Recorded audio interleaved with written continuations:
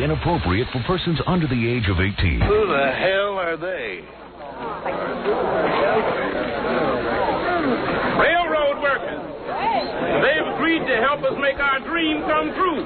And all they ask in return is a little plot of land they can call their own, the homestead. Now, what do you say?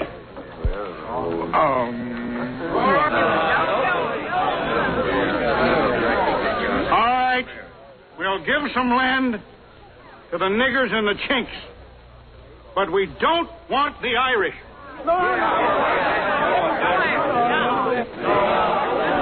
Everybody. No deal. Oh, prairie. Everybody. We're going to Ben. I don't want any foolish answers from you, otherwise don't answer. Okay, thanks a lot, Ben. Do you feel that the United States should remain in the United Nations, as a member of the United Nations? As long as we don't have to pay the bill. Not to be stupid, you moron. Oh, come on. Now, look, I did not ask. Wait a minute, hold on now. I didn't call you a question. I didn't call you a name. I did not call you a name. Benefit, educational. Excuse me, but I did not call you a name. Children that attend these games are feeling a belonging. I'd like to have your opinion. Okay, look, if you don't apologize, I'm going to have to stop this conversation. I did not call you a name, and I don't want you to call me a name. Okay? I'm going to have to... Are you going to apologize, or do I just buzz you up? Not to be stupid, you moron. Okay, how do we get rid of this guy on line 2? All right, he's gone.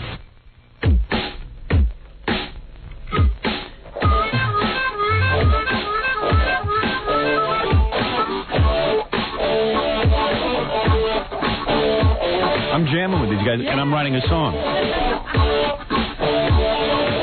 I could, I surely would. Stand on rock and most stood. Whoa, boy, don't you lie on the track like a whoa, boy, don't you lie on the track. Whoa, boy, don't you lie on the track like a whoa, boy, don't you lie on the track.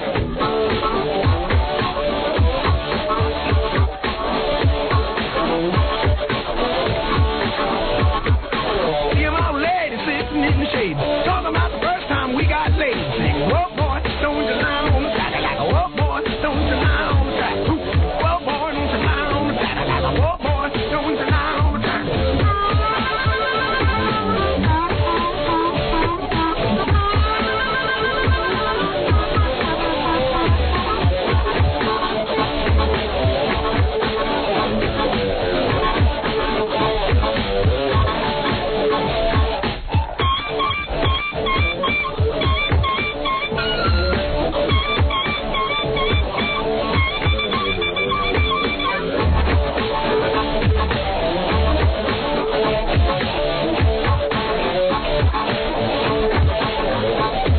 Hangman waiting at the market day, wondering if the elephant was gone away. Sing, whoa, boy, don't you lie on the track like whoa, boy, don't you lie on the track. Whoa, boy, don't you lie on the track like whoa, boy, don't you lie on the trail.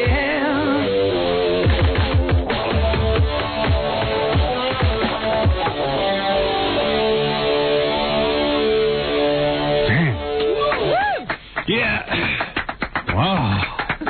Hey, you guys are good, man. Let's get right to it. My first guest, very shy, withdrawn kind of man. Also one of America's most famous radio personalities, best-selling author. This is his new book, Miss America, the fastest-selling book in American history. Say hello to Howard Stern, ladies and gentlemen.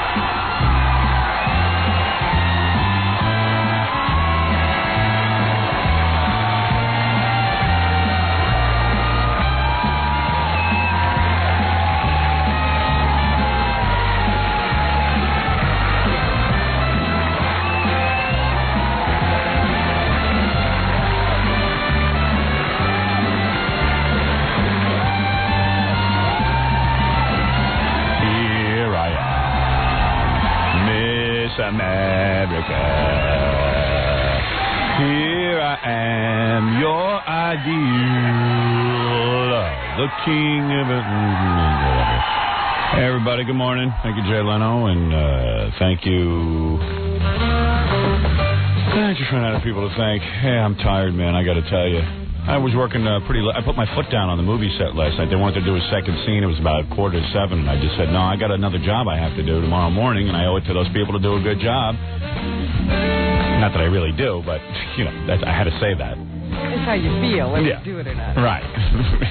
I can't guarantee I'm going to do a good job for those people, but I said I do have another job, and you guys don't, and I got to go to bed. Yeah. So everybody, you know, puffed and puffed, but it worked out. I felt a little guilty, you know. You like to please everyone, but I had to go to sleep.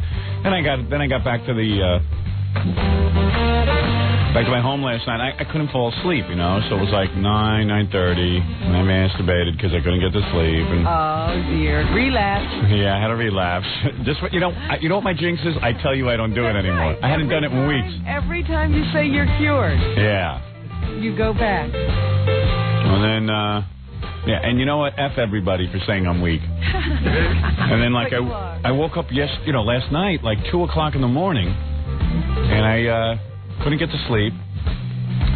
So I ate a bowl of shredded wheat and some bananas and tried to bloat myself, you know, get some of that. What do they call that natural thing that puts you to sleep? What is bananas?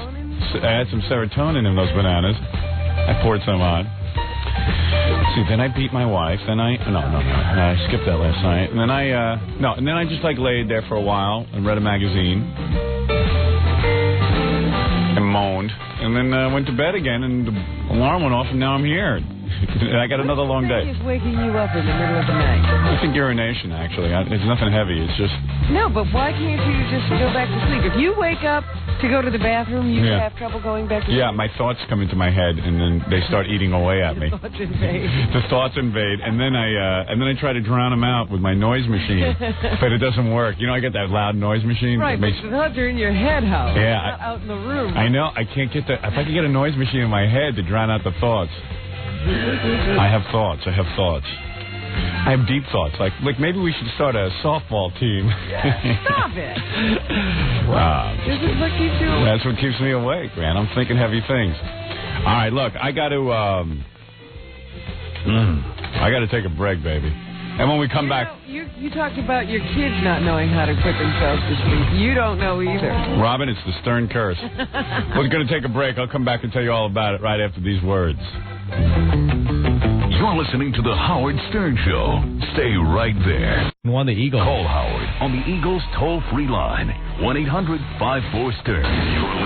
You're listening to The Howard Stern Show. All right. Yeah.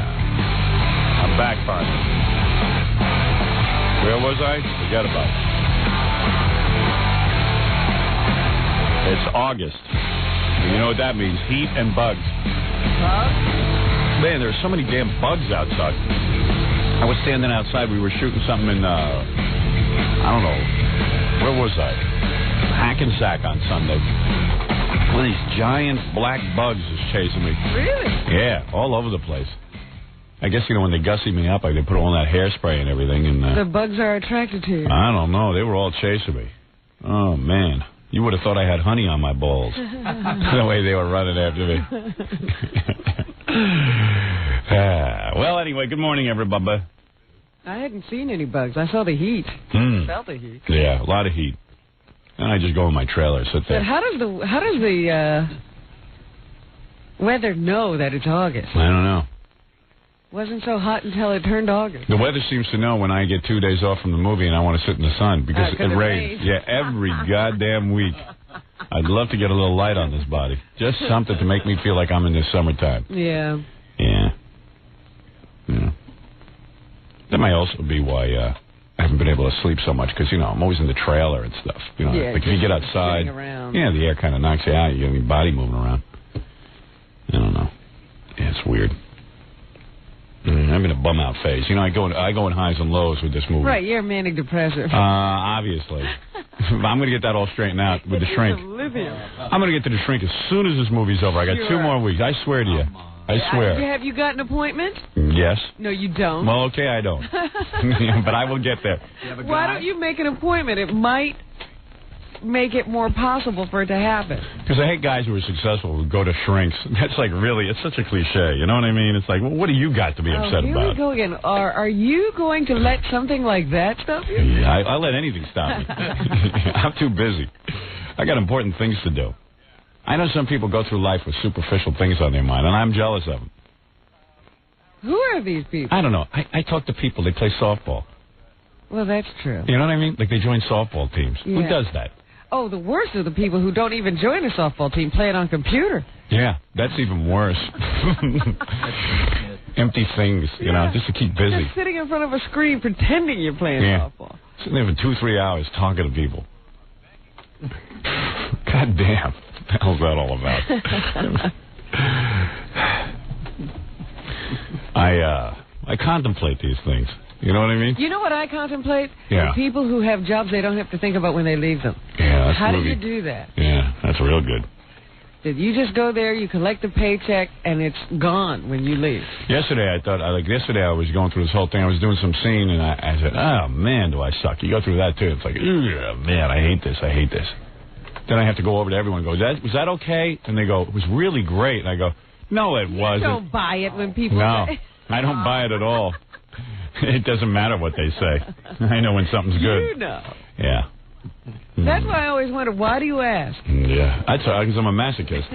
Hey, Scott, you're on the air. This is Scott. Hello. Yeah. Hi, Howard. Yeah. Hey, Howard. How you doing? Yeah. Hi, Robin.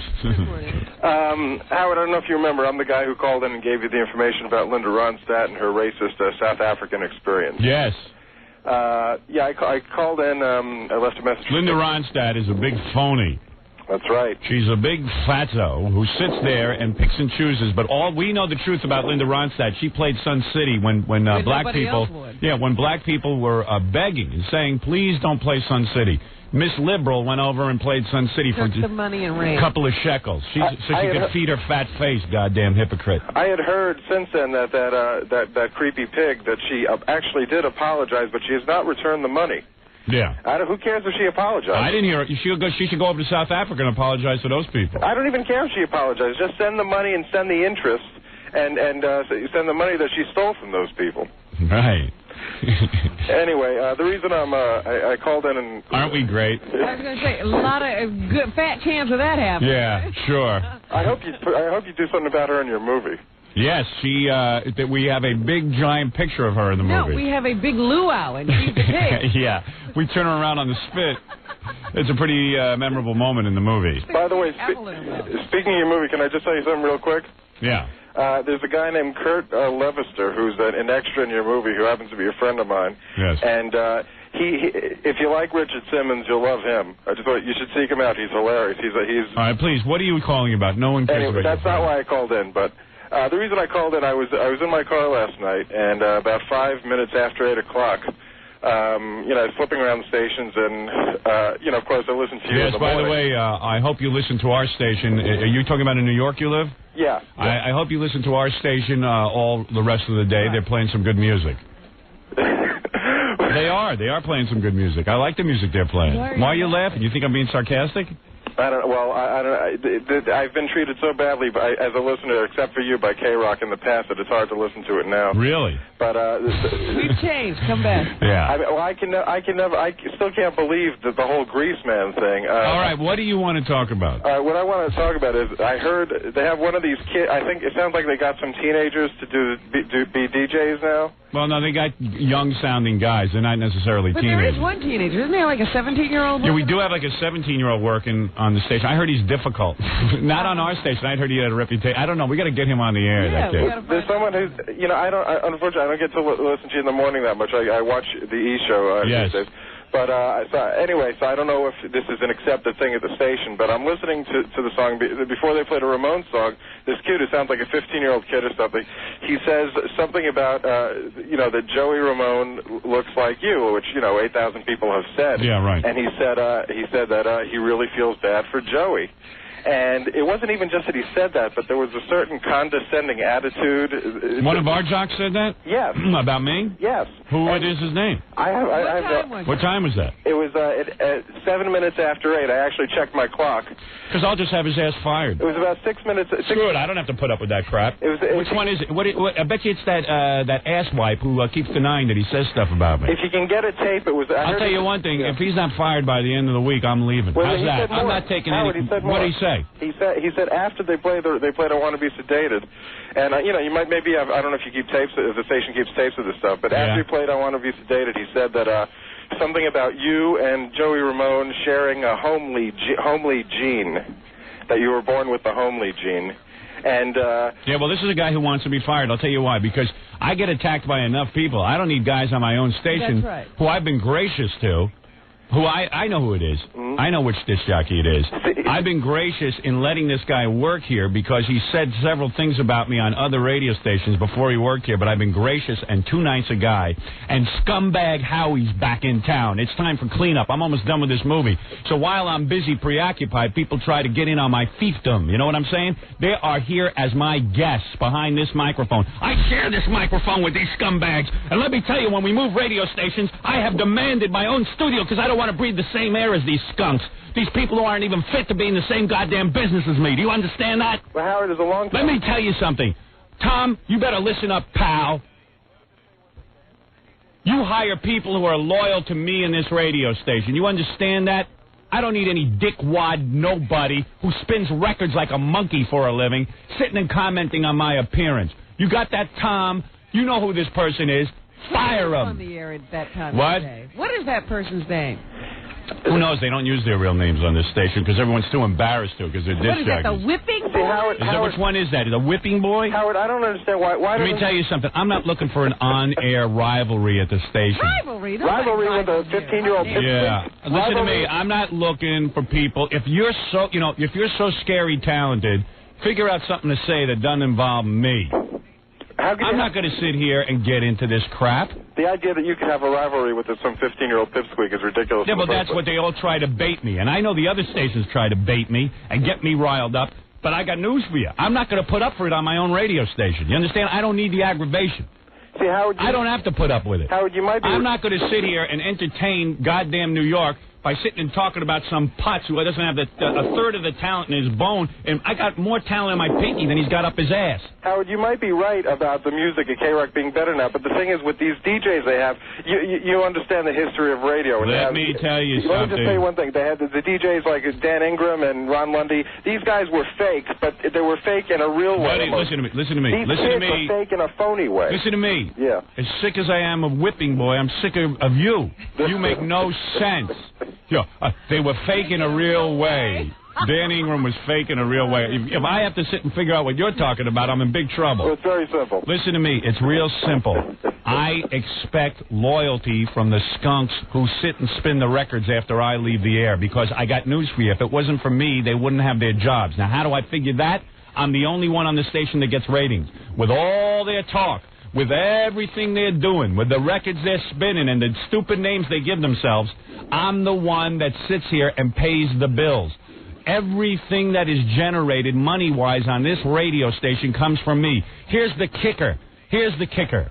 Not only am I responsible for the morning revenues, but in order to advertise on this station, in order to get on my show, you got to buy time on these other idiot shows that have no ratings. Do you understand? That's the deal. I carry this radio station on my bony, gawky shoulders. I got a lot of responsibility. If I go down, the rest of the station goes down. You hear this, Tom? I got to explain the radio business to Tom. And everyone else. That's why I don't need some putz to sit there and tell my audience. When I'm sitting and telling my audience to listen to them, I don't need them telling me how ugly I am. I know how ugly I am. I'm ugly on the inside and the outside, but I don't need anybody pointing it out to me, all right? I know it already. I got a mirror at home. I know exactly what I look like. I look in that, excuse me, I look at that, I look at the inside of, yes, I am. I look at the inside of that mirror. I hate everyone and everything on this goddamn planet, okay? I am as evil as Satan. Now listen to me. I don't need somebody sitting and pointing it out to me. I don't need him. He has done nothing in his career. At his age, I was already the goddamn hottest disc jockey in the country. Do you understand what I'm saying? Yes. I don't need some wise-ass putz on this station. Tom, get in here and tell me how you're going to solve my problem. I'd rather hear Kenneth Keith Callenbach and Stuttering John than this. I don't care who they get as long as they're loyal to me. Stuttering John would be I great. don't care as long as they're loyal to me. Shut up with Stuttering John. Who cares? Stuttering John. Stuttering John isn't fit to kiss my tuchus. You understand? All these guys are pimples on my ass. And like pimples, they show up, they get your attention for a second, but you pop them if they irritate you. How about the crackhead guy? Ah, come on. Quit pulling my chain. He'd be better than the kid that insulted you. You are irritating. You're an irritating guy. I bet you people hate you in real life. Ah, damn you. Where's Tom? Where's Tom? You know what? Tom's going to have a powwow to figure out what to do. I'm giving you your powwow now, pal. You find people who are loyal. We got guys on at night can't even play the goddamn records we give them to play. Yeah, but they can talk about you. And they can talk about me. Figure out what record to play. That's your job. Sitting there spinning discs. Read that playlist. Yeah, and thinking up witty things to say. Let me tell you something, Tommy boy, and I'm not joking. If you think I am, take me out in the hall right now, and I'll tell you exactly how I feel about these guys. I don't know whether you know it or not. I don't know what you know. I don't know what's in that pretty head of yours, but I carry this radio station. The day you fire me, I won't carry the radio station. Get some other sucker to carry this radio station. I don't care all the geniuses that work here that make billions of dollars in the stock market. When it comes down to it, the camera's on me. I'm the one that makes it all jump and happen. I'm the goddamn one. I'm the chosen one. No, I'm not joking, Tom. I'm the chosen one. Tom, do you realize how lucky you are? No, wait, go ahead. Let him talk. What did you say? I just want to... be ready to make some more sense. Did you realize what? Does Tom have any idea in the world how incredibly lucky he is to be working? No, you know, Tom is the guy who brought the Grease Man to New York. I think he's funny. You think he's funny? That's what you think is funny? I called Tom Chiusano when the Grease Man started. I said, how can you have such contempt for Howard Stern's audience to put this idiot and you know what? He has tons of contempt. 1 hour to listen to him to know that the Grease Man sucks and that he has no business on any radio station. Thank you for saying that. Why does Tom Chiusano have a job? I don't know. Tom, what are we doing about this little problem we have, about this loyalty to me? This is the first I've heard of it. And what is the guy going to... You know what this guy does, this whipping boy? Every time he screws up and says something about me, because I already know what he said about me in the other markets, although Tom came to me and said he never said it. Let me tell you something. What, did he change his name? Yeah.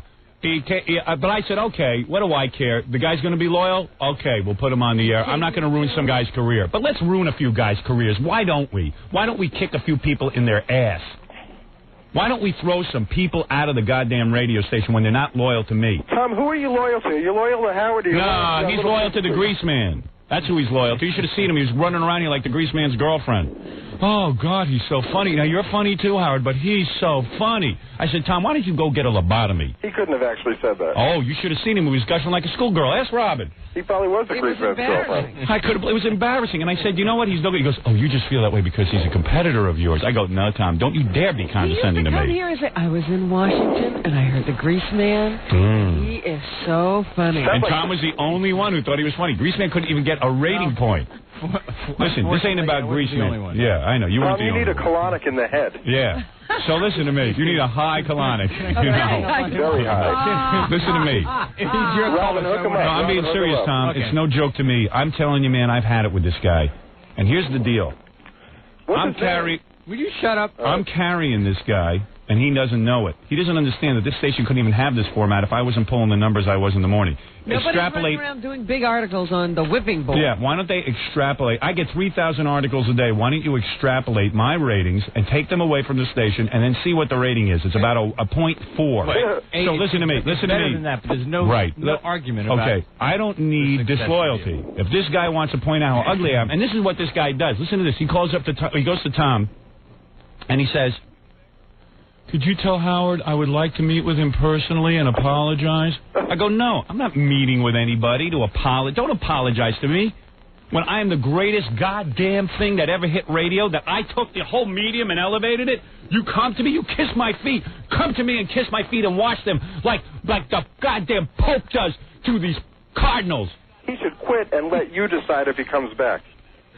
What is wrong with you, Tom? I demand... Here's... let me put this Maria on, too. Is this Maria? Yes. Yeah, what did you hear? Okay, a little bit after the time that this guy was talking about... what's the matter, Tom? Should we hide our head in the sands? Is that what you want to do? Why don't you have a powwow meeting with Sam the Milkman and that other woman and sit and decide what you're going to do about this? Call me in when you have your powwow. I'll tell you what I think. What did this woman hear? Last night around 8:30, it was around 8:30, I was driving home from work, and I heard him say Howard Stern went down 47 rating points. I don't remember the exact city. I think he said Philadelphia. Yeah, I'm number one in Philadelphia. Where has he ever been number one? And then he said, I swear he said this. He said, Howard Stern is just trying to ruin my livelihood, and he's a big, and I don't know if I could say this on the air. What is it? What do you say? Well, he said it on the air. With D. A big douchebag? No, Dick. A big dick. Who said this? Fire. Why don't you fire the guy, Tom? Tom, do you need any more? He was saying really horrible things about you. Listen, I get crap all day from the press. I get crap all day from everybody. I don't need guys on my own station that I'm supporting give me crap. I don't know. I don't know what the situation was. He said the guy's got a problem with me. He's had a problem when they hired him. I told them that. But somebody called He's a jealous prick. You understand what a prick is? That's what he is. Listen. I don't have to put up with it. Let him do it on another station. Let him go on another station. Absolutely. I completely agree with you. Hey, here's another guy. Here's another guy who heard something. Hello? Hello? Yeah, what did you hear, Dave? Yeah, hi. I can't tell you much in detail, but I was passing by in the living room, and I had the radio on a little bit. Yeah. And these guys were laughing and joking, and they were saying, you know, F. Jackie and F. Howard. And yeah, well, listen to me. Listen, let me tell you something. You could joke right out the door. It's either him out the door or me. I'm telling you, I'm out of here Friday if this guy isn't out of here. That's it. Bottom line. I quit. I don't want to deal with it. You know why I don't want to deal with it? I'll tell you why. Because I don't have to. Right. I'm tired of being a nice guy. I was a nice guy in allowing this guy even to work here. Hey, Tom, why don't you go do a freaking morning zoo or something like that? That's what you were born to do. Well, why don't we put guys in who want to make fun of the franchise? Let the guy come in here and explain himself to me. I'll fire him to his face. Give me the franchise to fire, okay? Make me general manager for 5 minutes. I'll show no mercy. If you got a problem firing this guy, let me do it, Tom. Tom, what do you say? Listen, Howard Stern's audience is listening, too. We're pissed off. Soon I'm going to run announcements. Don't listen to the rest of the station. I'm sitting here promoting the rest of the station and getting all excited about it. Everybody wants you to support everything here. Oh, yeah. This guy can... I got to have a team of people. I never heard of a radio station allowing them to sit there and say F the morning man. The morning man carries a station. Tom thinks this is a joke, but he doesn't realize, Howard, if you go, he's finished. Oh, well, Tom doesn't realize a lot about radio. Golf, he knows. Radio, he don't know. You don't know anything about radio, I'm convinced. One thing I know... Morning man is your franchise. One thing I know... Not whipping, boy. I know I don't need this guy lecturing me on radio. Oh, yes, you do. This guy knows more than you do, Tom. Absolutely. Hey, go put some more oil on your head. Yeah. Tom is so arrogant that he thinks you don't know as much about him about radio. The problem is, sir, you know more about radio than him. You at least know who to hire. Kenneth Keith Hallenbeck knows more about radio than this guy. Right. Oh, boy. Yeah. Hey, Tom, it's true. It really is true. The truth has to be told. You allow people to walk all over you. Let me tell you a story about Tom. What is that? One of the jocks, I don't know which one, broke the format the other night. Was playing his own record. Tom's like, oh, okay, it was a mistake. A mistake. Let him go make a mistake on another station where they break the format. How do you make a mistake? There's 12 records in front of you you're supposed to play. Everything you're supposed to play is down. Yeah, how are you making a mistake? What mistake? Listen, I've been a disc jockey. I've been around the block a few times. There is no such thing as a mistake. Yeah, is there a little slot on the sheet that says you get to play whatever you want here? No. Tom, no mistake. Tom, can you tell us one thing ever that the Greaseman said that was funny? Yeah, quote something that was funny from the Greaseman. What's your favorite? Funny. Waggle daggle. Gobble geeble. Gobble geeble is funny. He laughs at gobble geegle. Right.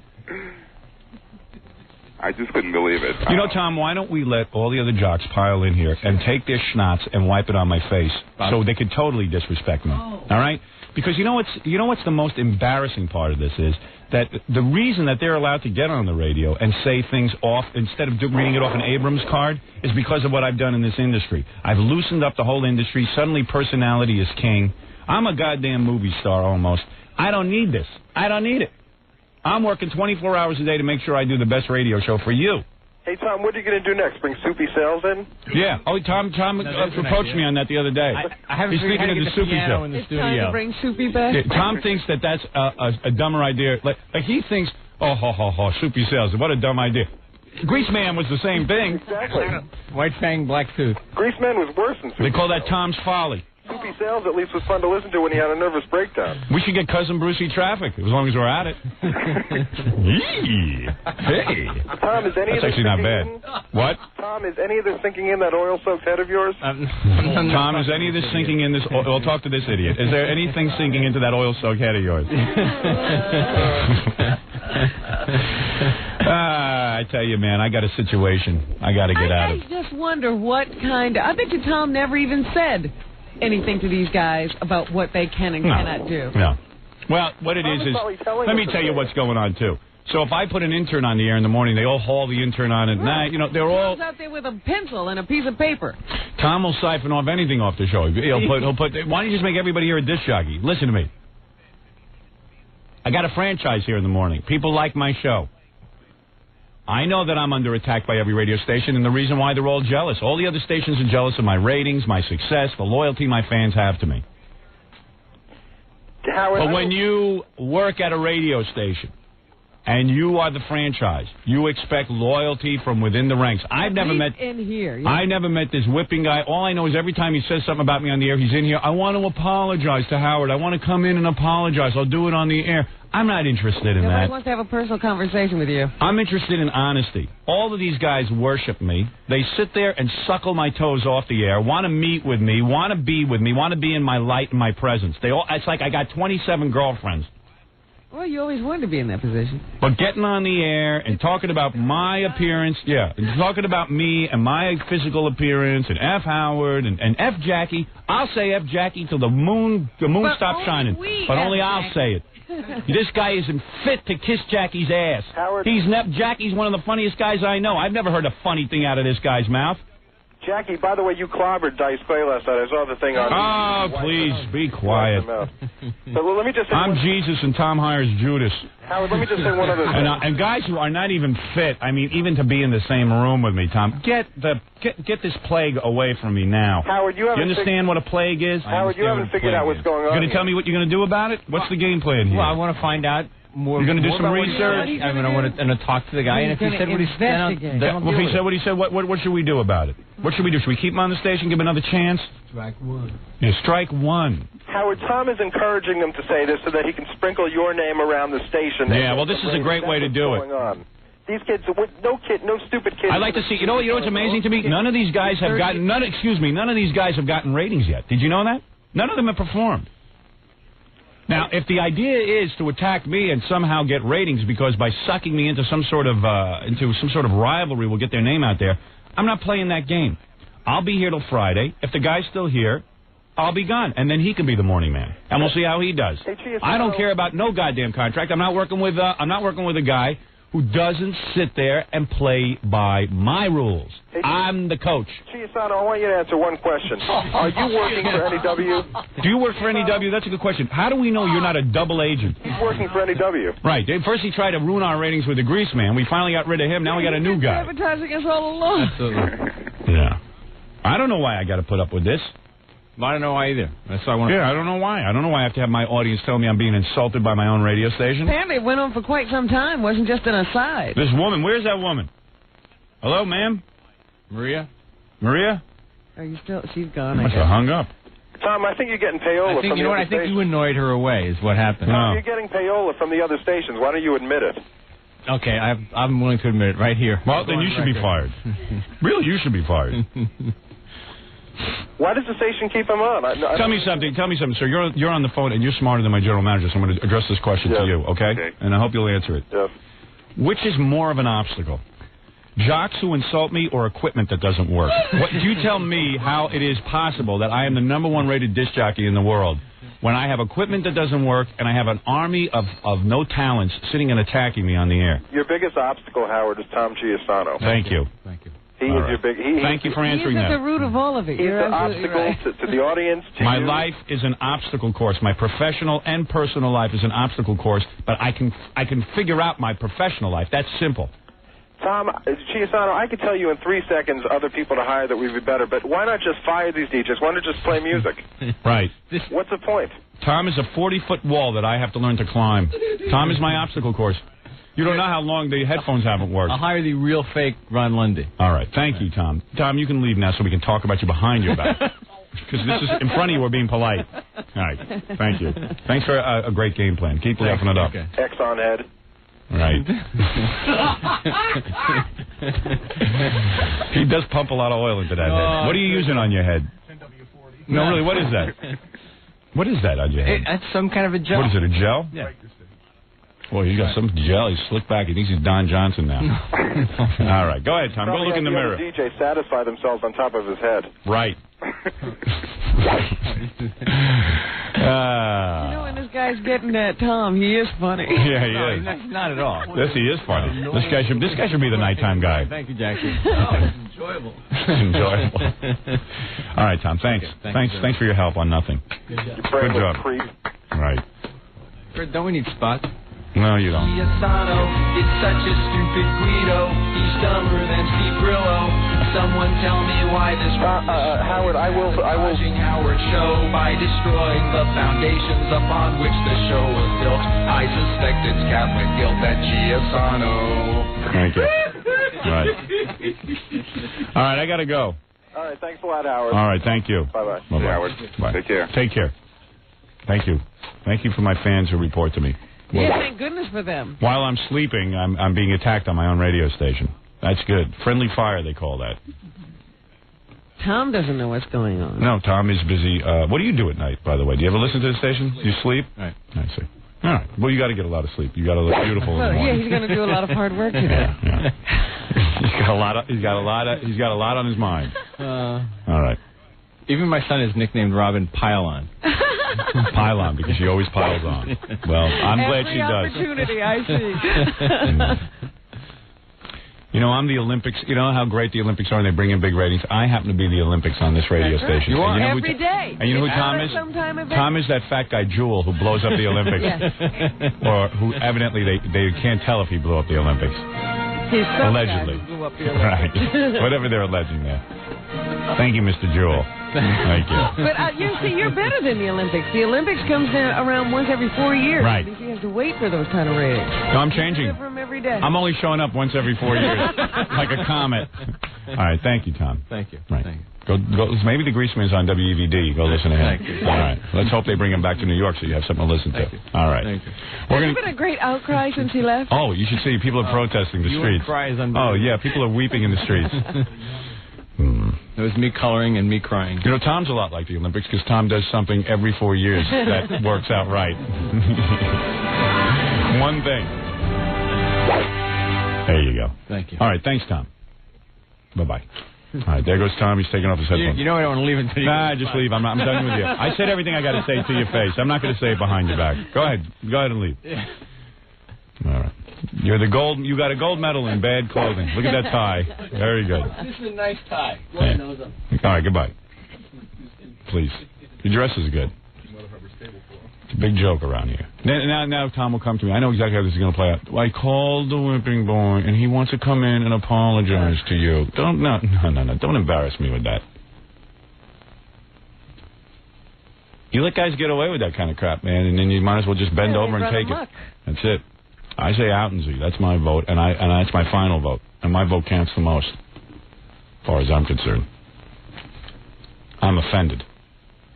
Should be. Yep. All right, I got to take a break, Robin.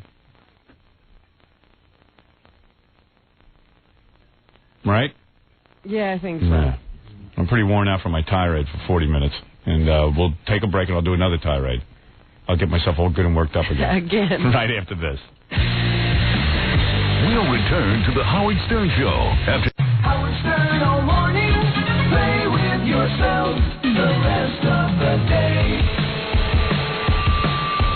Rock and roll high school. Yeah. All right. Man, I got to make love to my bitch to this song. Yeah, this is making love music. This is a rough sex. Yeah. Don't you think that a little rough sex? I wouldn't want to make love to it. A little autoerotic asphyxiation where I masturbate in the closet? Yeah, kill me. I want to hear this music. I want to kill myself.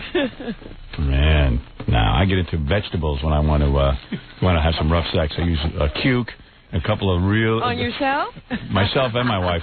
And carrots, big long... Rough with yourself, I don't mind that. Big long red carrots pulled right out of the ground dirty. Long red. And then some squash to finish her off. That's all. Yeah. Big spaghetti squash, that would have been. Oh, yeah. Oh, yeah. That does it. Oh, yeah. Oh, yeah, Bob.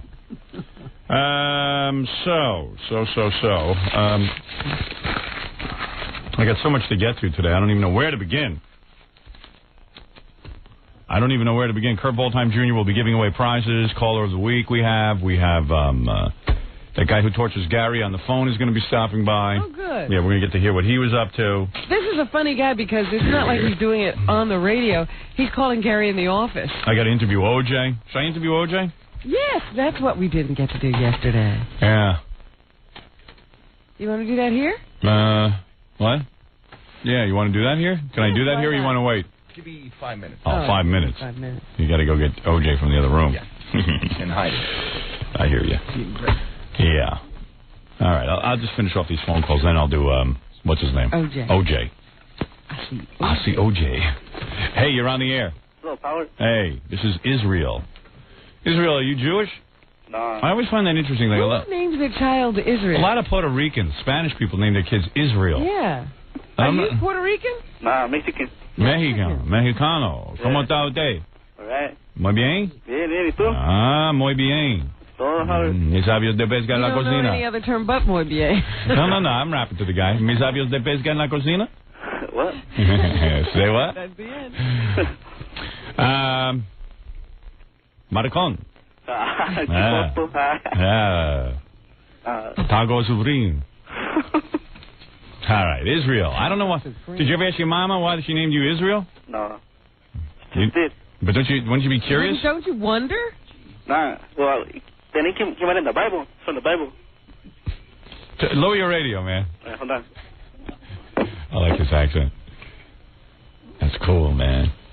Your Bible? Is he from California? Yeah, I guess. Okay. Are you from California? Yeah, San Diego. Yeah, you here legally or illegally? Legally. Really? Yeah. When did you get legal? Your mommy and pappy are legal? No, they're legal too. Yeah? Yeah. You know you guys killed Davy Crockett? You know that? Your people did that to Davy Crockett, one of the greatest men that ever lived. Oh, yeah? Yep. Oh. You want to apologize for that? Well, I don't know who he is, so I shouldn't apologize. He wore a big raccoon hat. Yeah, oh. That guy. The Disney Channel? What? He's from Walt Disney, isn't he? Yeah, he's from Walt Disney. He's on a block of ice like Walt Disney. All right, Israel, you know, you should ask your mama why she named you Israel. Do people make fun of you and say, oh, look at the Jew? Nah, they just say about the country. About the country Israel. They don't like Israel, right? I don't know. I see. Mexicans don't like Israelis. Mexicans don't like Jews. I'm talking about the Mexican government. Isn't that true? I don't think so. I heard nothing about it. I never heard of a government that liked Jews, so how could it You be? just thought you'd take a wild stab. That's all. Listen, the Mexican government doesn't like their own people. They say, right? Am I correct? They like yeah, Israel everyone knows. else, They like everyone else. Somewhere, too. Something like that. They don't do the right thing by their own people, do they? Nah. No. All right, Israel, I can see you know a lot. What do you want to talk to me about? It's about, because I'm reading your book, Private Parts. You're reading Private Parts. Soon to be a movie in February. Yeah, I know. What do you call it? I was reading that part about your mom, the way she raised you. My mother? Yeah. What about my mother? The way she raised you. The way she raised me? Yeah, I was reading that part. And when I started reading it, it's the same way my mom raised me. Your mom raised you like a veal? Yeah. She watches over you all the time. Yeah. She would tell me that, like, I would go out. She'd tell me, like, oh, those people are bad. Don't go near them. I would get out of school and I would see them. I'd be, oh, damn, what should I do? So I'd walk all the way around the block so we avoid them. Because my mom said they were bad people. How old are you? 20. 20? You still listen to your mama? Oh, no, that was like when I was young. Like, I see. Well, get over it. You know what you ought to do? You ought to write a book about it. It's a fascinating story. So when you Maybe see them... you can do a radio show. Yeah, when I was thinking about, why, can you go on the air at 8 o'clock at night and badmouth me? Because we got a job for you. What do you do for a living there, Israel? I work as a front desk clerk. You do? Oh, is this our desk clerk? Oh, that guy. Yeah, I know you. Yeah. Israel, right. Yeah. All right, look, I don't know what you're saying exactly, but, all right, why not? Whatever you Business been good tonight? Yeah. He works at one of those hotels with the hookers break. Yeah, you got all the whores walking up to the door. Yeah. See any whores there now? No, they're asleep right now. All the hookers are asleep. Yeah. Okay. What if I name you Whipping Hombre and I put you on at night? All right? Yeah, everything's all right. Hey, there's your phone, brother. Hold on, all right? All right, go ahead. I guess he's got to do room service. Hey, listen to him. Room service. You got any Trojans? What does the guy want? Room service? I want a taxi. He wants a taxi? Yeah. Was he up there with a whore? Yeah. Probably, They could buy some food. he probably has to go out and get a whore to give him some fellatio. Right? Yeah. And also, I was going to tell you. What do they call down for? Like rubbers and stuff? Condones. Yeah. Yeah. Condones. What's that? Rubbers. Oh. Condones for your cojones. All right, dude, I got to go. All right, then. All right, Israel. That's Israel, everybody. Everybody loves Israel. It's always weird, you know? I can see a Jewish guy being called Israel. But not even Jews name themselves Israel. And Jews don't want to be identified. Mexicans want to be identified as Jews. Mexican, I mean, you know, like even Jesus. Nobody names themselves Jesus but Hispanic people. Right. All right, real quick, let me get rid of the rest of these calls. Ernie, you're on the air. Hey, Howard, how you doing, buddy? Yes. Hey, what do Robin and the Unabomber have in common? What do Robin and the Unabomber have in Is this for common? Jackie? They both been fingered by someone in their family. That's right. The Unabomber was fingered by his brother, and Robin by her father. How do you like that? Not bad. Hey, what's up with No Doubt? Do you like that group, No Doubt? Don't know it. I'm not, is it a new song? Because I mean, literally in the last 2 months, I've been completely out of it with music because I just don't have time. I'm busy with the movie. I'm almost done. I got 2 weeks left. Yeah, I think so. Do you know that song, Spiderweb? I'm walking in the spiderweb. Leave a message and I'll call you back. No. Hey, they rock. And Do this they? girl is hot. She's hot. She's just like how I you know love what you're this girl. talking about. It's hard to be a band nowadays. You not only have to be good musically, but you also have to be hot. You really do. I mean, you got to look good. It's all about how you look, too. Howard, and you would love this girl. She's like... In the 60s, we had a whole bunch of slobs that could be front women. For like Janis Joplin was a big slob, but, you know, no one cared. No one got to see her. What? Howard. Do you know that song, I'm Just a Girl? Exactly. I said I don't know that. Well, how many people are going to ask me if I know this song? It's a different song he told you about. I don't know either song. Okay, I was just telling you they were up here, and she's a huge fan of yours. Yeah? She's pretty cute, too. Well, then get her in here. Maybe I can have sex with her. Cute. She's blonde. I'm ready to have sex She has, with her. she has a piercing in her forehead. She does? Right in the middle? Yeah, like she's got some weird thing stuck in the middle of her I forehead. keep getting some rock star keeps sending me pictures of herself and writing all over it. Her name is Poe. You know her? Oh, yeah. Is she any good? I don't know. I heard she's pretty wild. Is she? Why don't we get her a record? Get her a record. This girl sends me a picture of herself every day almost with writing all over it, and she looks great. Howard, I love you. Hey, now. Yeah, I'm Hey, a big Howard. fan. Play that, No Doubt. You'll love it. Let me hear this. Let me see what this guy's She's talking. dirty. She's like... And she's a big fan of mine? Oh, yeah. She's dirty. She's It kills blonde. me. I could be She's having like, sex with all these bros. Courtney Love. She's just like Courtney Love. She's like real dirty, but she's really sexy. I love and hot. dirty, filthy girls who know what they want and come And after you you and know take it. I hate girls who play games. And that's Gwen. Sit there and jerk you around for Hey. 27,000 years. Hey, Gwen is exactly yeah, the girl. just either you're Howard. into it or you're not. Stop thinking so much. Give me the goddamn record. I'm working on that. Gwen Sitting is thinking. exactly what you Sick need, of people Howard. with a conscience. Come here. Give me that record. I'm What gonna does see. conscience have to do with it? You know what I mean. These guys know what I mean. These single guys out there, they're fooling around with It's these not girls. their conscience they're worried about. I wish I was queer because I would have guys in my bed all the time. You'd be in a porter-san with That's your right. boy. Come here, Gary. Give me the record. You're screaming about the record. Now you don't have it. Can't find it. Dummy. Howard, hey, you know what? Hey, I love both the books. You're the bomb, my man. You're the bomb. Thank you, brother. Hey, you know what? Hey, I wish you were a disc jockey on this station. You could say something nice about I me. have more to say you than know these guys. Yeah, the disc jockeys on my station got nothing nice to say F about me. those guys, yeah, Howard. I'll F them good. Wait, F you'll see. them, You'll baby. see. You know We'll what? see. You'll see how he F's people. You know what? I'll give me that sphincter and I'll F them for you, baby. Good. I'll get this Victor. I'll Don't give it worry to 'em, about baby. it. Let me hear this song. Oh, I know this song. What is this called? I'm just a girl. This girl likes me? What's her name? Gwen. Gwen? From No Doubt. Man, she sounds like a little filthy bitch. Oh, she is, baby. She is. Listen to her. She sounds like she's getting effed in the you-know-what. Oh, she likes it, too. The old back door. This is carnival music. I feel like I'm in a carnival. Just a girl who's... Yeah, I know this. Hey, get him on the show, Howard. Wait, let me hear this song. Stop talking so much.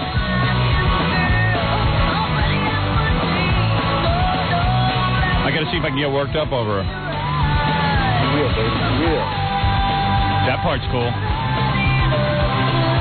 I'd like to be in bed with a girl who could sing. She could sing to me while I fill her up. Smell my fingers. Yeah. Oh, she smells good, baby. You think she smells? I'm talking guy talk with this guy. You think she smells good? Believe me. Oh. Really? Smell my tongue. I'd like to slap her across the ass with a cricket bat. Yeah. Hey, I I did Right? that once. She liked it. You did that? Oh, yeah, she liked it. She likes it. Oh.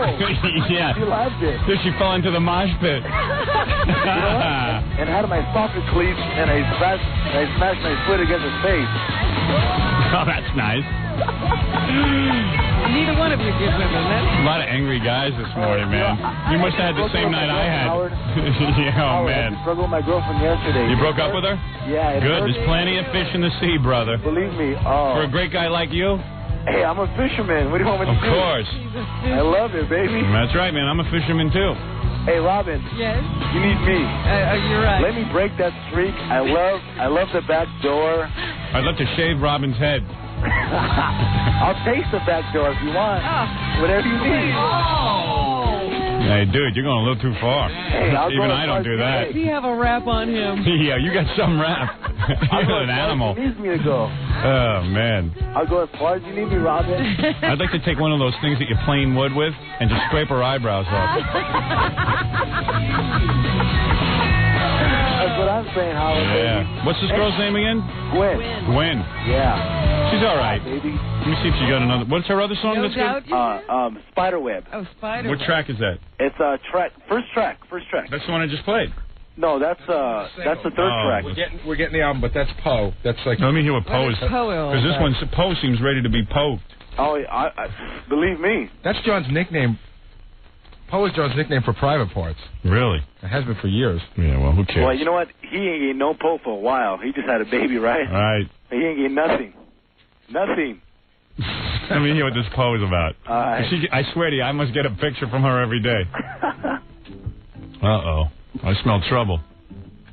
Oh, come on, Howard. What is this? I can't Oh, hear. man, I'm bumming. Just turn that off already.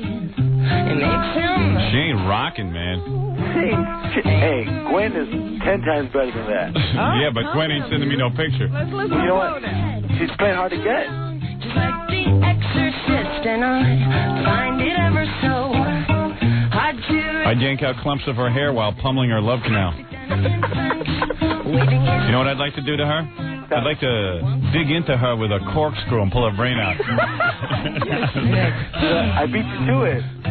Hey, does this chick have any rocking yet, too? Yeah, what else is on there? This is who sending me. She's sending me so crazy. What is she doing? Playing Is that fortune her card? single? Oh, wait, maybe she's rocking here. Okay, let's see. We might have gotten thrown off.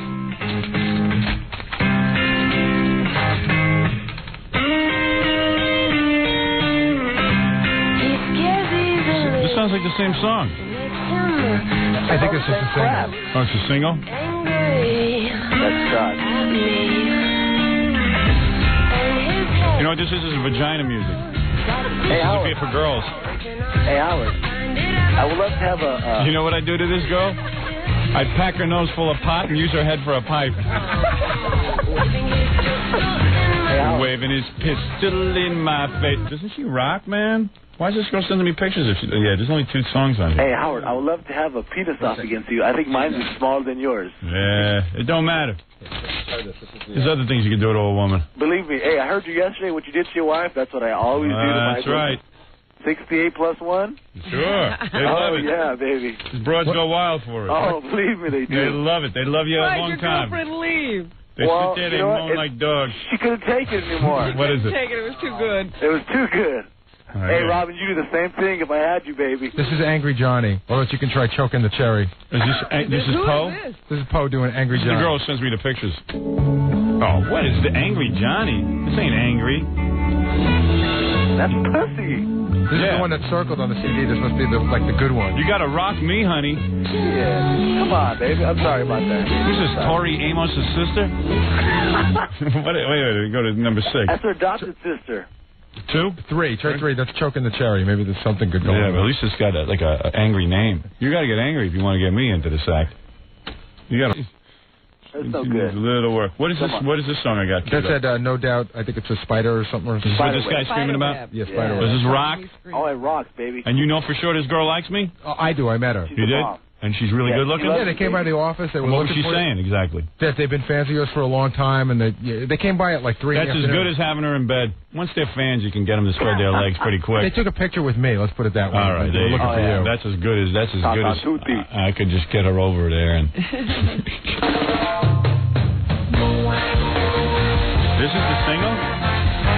one you're screaming about? Let it play, Howard. All right. It does rock out a little bit It more. does? But it's not your kind of rock.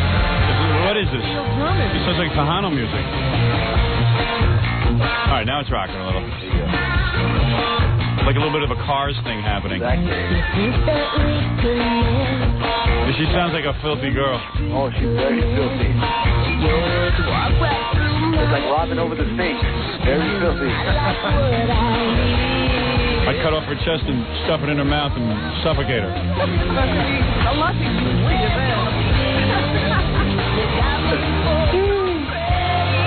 You know what I'd do to her? I might go to bed with her and afterwards cut off her fingers and make long-distance phone calls on a touch-tone phone. Just to do something different. I like this song. I didn't know she was just a girl. I just like it because she likes me. Oh, yeah. I'm not sure I'd actually listen to it. Believe me, Howard, if you see her with those, she wears those khakis. Yeah? Why don't you get her up here so I can look her over? Oh, hey, you know. How can she get here in like 10 minutes? She's from over here in California, though. Oh, yeah? Yeah, she's on tour with Bush right now. You know Bush? Yeah, I know those guys. Oh, yeah. What are you, high for Bush? Those are guys. No. The name, though. Listen to this guy. I love Bush. Listen to him. I love You Bush. love Bush. Yeah, I love Bush, too. Mine just left, so, I'm yearning for it. Robin, I'm here, baby. I'm here, girl. Well, you just stay right there. I'm on my way. Okay, you know what? Hey, I'll come for you. Hey, you got to talk love talk. You know what you got to say to Robin? Tell her you'll cut off one of her arms so you can watch her swim in circles. Hey, you know what? Have her in the tub and light some candles and... Oh, shut up. Yeah, she likes rough sex talk. All right, dude, I got to go. All right, Howard, take care, baby. I love you. Love you. All right, thank you. Love you. All right, baby. All right. Bye. You. All these guys love me. Baby. He's calling you baby. I got to take a break. He's all confused. It's been a really busy morning. Did you notice? How? I mean, yelling and screaming about the other DJs on the station. And then what? And then this guy. Yeah, sometimes my head gets a little swelled because, I hear these girls like me, you know what I mean? And I go, man, I could get them. And then I get a little confused because, I got the wife and the kids at home. But I'm trying to stay on the right track, but it's increasingly difficult when I hear some hot, young chippy wants to, What do you mean it's increasingly difficult? That girl's not here. Yeah, what if she was here? I could call her up and get her here. I could have her here tomorrow, Robin. The label would fly her in. Right. Is that true? Let me see that happen. I bet you I want to can know have her something, here by the end of the week. Dude, I've been thinking about it. I need a scores party real bad. I need to go over and look at naked you had women. one planned. Isn't Tom Arnold coming in? Who wants a party with Tom Arnold, though? Isn't he the guy who calls the Inquirer every 10 minutes? Yes. Yeah, who needs him there? We were there. They were staring at naked girls and throwing 20s on them. Tom Arnold wants a party, but screw Tom Arnold. Let's just go. Well, I've already planned a party, but I haven't called Tom Arnold. Let's do it on Thursday. You kidding? No, Okay. I can't do it on Wednesday. All right. I'm busy Wednesday. I got to go home and see my wife. You know what I mean? I got to check in once in a while. So we're doing the party, but we're doing it without Tom Arnold. Is that the deal? Yeah. I like Tom and everything, but, You're not going to have him at your party. No. Oh, I'm shocked. He can go there himself. He don't need us. Well, he needed you just like you need these other guys. His marriage must be going well. Yeah, we'll just go for an hour or two. You know what I mean? Yeah. You know what I'm saying? No, seriously, I got to get out of It's there. like heroin. You can't leave after an hour. I know. I wish I could know what that is like for just a second. What, to have a penis or to go to scores?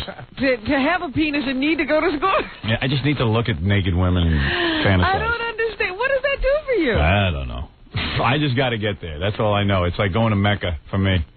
Scores It's amazing. Scores my thing, man. That's it. You just want to look at naked girls. That's the bomb. It does. I don't know what it does. It replenishes you. I don't know what it does. You feel refreshed. Yeah, it makes you feel like you're single. It replaces my electrolytes. I don't know what it does.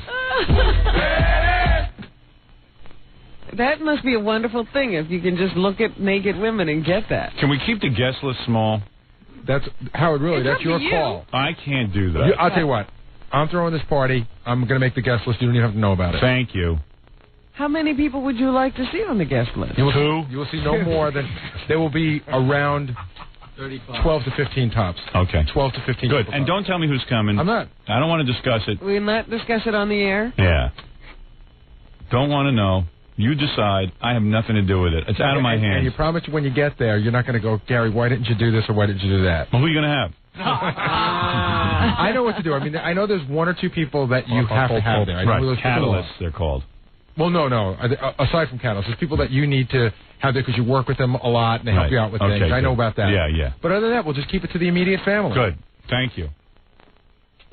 Who's in the immediate God only knows who he means. I could see there's us right here, and there's John. Right. Ooh, that's us. John's in the family now? Yeah, we let him in. We do? He's married now, or almost. He's good. Yeah, he's a dope. Is that how you get in? Yeah. If you're a dope, you get in. Stupider you are, the easier it is to get in. That's the only test I had. Me, Fred, and Jackie have automatic tickets. Yeah. Why don't you invite Whipping Boy? We'll get him in there, and we'll pull his pants down and spank him. Pink belly. We'll see what a real man he is. Make him one of the dancers. Have you seen him? No, he's got a Dalmatian haircut. Yeah, good. He dyed it bright blonde with good. black Well, spots. he'll be there at another radio station very soon. He can walk around with his Dalmatian haircut. Nobody has seen Whipping Boy. Right. Bring him over to Scores. We'll rape him. With a stick. Yeah. Let him shimmy. Yeah, we'll put him in a thong and let him dance for us. Like Gay Rich? Yeah, like Gay Rich. There you go. What's his name, John? Yeah. Stop calling him that Whipping Boy crap. John, Whipping Boy. But all these disc jockeys with their names. Whipping Boy. Get him off the station. Now. All right, where were we? We were going to a break, weren't we? We're going to a break right now. We're going to talk to OJ. Then I'm going to talk to OJ. That's right. Okay. Right after these words. And there's some other people hanging on the phone. I'll get to them eventually. When the Howard Stern Show returns in a moment. Hey, everybody, boy. This you know who running in Central Park. I'm just lying. I ain't running in Central Park. You know, no brother running in Central Park. They might arrest him. Shut up. Shut down. Hey, but this is Mr. T. I'm listening to Howard. You better be listening to Howard. He's my man. I want everybody out there that got a radio. If you don't have a radio, maybe tune in to somebody that got a radio. Don't steal nobody's radio, but listen to Howard. Everybody like Howard. If you don't, you're a fool. I'll pay you, fool. I hear you. What's that I read in the paper that he's fighting cancer or something? Yeah, I hear he's real depressed and, Mr. T has cancer? Is that true? I saw it in 2 different tabloids. Why don't you get him on the phone? Let's ask him. I will. I'll have to change his name to Mr. C. Mr. T. And he's always so upbeat. And they're saying he's depressed now, so depressed he can't talk to his children or something. Oh, well, probably want to talk to me. I can see him not wanting to talk to his kids. Kids might be circling around him, jockeying like for vultures. Jockeying for that money. You know how kids get. But wow, that'd be real sad. He's kind of a nice guy, man. Yeah, how did cancer get him? He was so strong. Yeah, we'll find out. Maybe he was smoking or something. I don't think so. Mr. T smoke? I don't know. Seemed like a clean living kind of guy to me, but what do I know? I wonder what's going on there. I just had a weird thought. What? Yeah, didn't you? I was like, Nah, forget it. What? No. I don't know. I'm going to get him on the phone and find out what's going on with the cancer. What did you think? I was thinking of another guy who died. Lyle Alzado. Steroids? Well, maybe. Nah, I don't think he did that. Look, man, life is a goddamn minefield. Throws you one thing, throws you another thing. You know what I'm saying? One day you're on top, the next day you got cancer. And it doesn't matter which way you go, there's a mine everywhere. And we'll all end up that way. We all die. Except for me. No way to get out of here. I can't imagine God wants me to die. Not with the light I shed on the world and the brilliance I bring to the world. I'm sure he wants me to go on forever. Howard, let me slap you back. It would be very hard to... I can believe all of you will die, but not me. Have you ever gotten a cold? No. Oh, stop lying to yourself. You're just like the rest of us. You're going out the same way. It's hard to believe God would want such a being as myself off the planet. He would want you up there with him, making him laugh. Making him laugh. So that'll be my eternal hell, making God laugh. Yeah, do something fun. Yeah, do a radio show the rest of my eternity. Like I sit and do for everyone else. Sit and make them laugh. This is Onya. No, God. It's not? No, it's Anya, darling. Oh, Anya. Okay. What can I do for you, honey? Jesus. And then I'm gonna talk to OJ. OJ? Yeah. I'm in love with you. You're in love with me? Well, Jesus Christ, you're gorgeous. No. Seriously. Really? I'm realizing this more and more every day. I don't know how you and Robin don't just get it on all the time. Well, Robin has... we do. Really? Robin has never admitted it, but we actually do have sex off the air. I knew it. God damn it. Yeah. If I was your daughter... What do you think? I'm going to work alongside a woman that isn't going to have sex with me? It's just like, she's very cool, and she doesn't sit and talk about it. We don't have to make a big deal out of it. She's the only one I trust to have sex with me. You can't trust these other babes. It's too good a secret. They tell. No, they tell somebody eventually. There's one thing Robin about keeps her mouth Robin, shut. though. What? But the thing about you not smelling your farts, I can't believe that you really never have smelled your farts. Oh, she smelled them. What? That's You in never the book. smelled your own farts?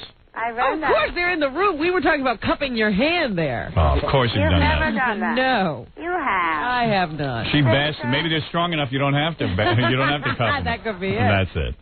All right, ma'am, what can I do for you quickly? I Because want to be your au pair, darling. au pair. You mean you want to watch my kids and live in my house? I don't really like the domestic side of it, but I think either that or your personal assistant.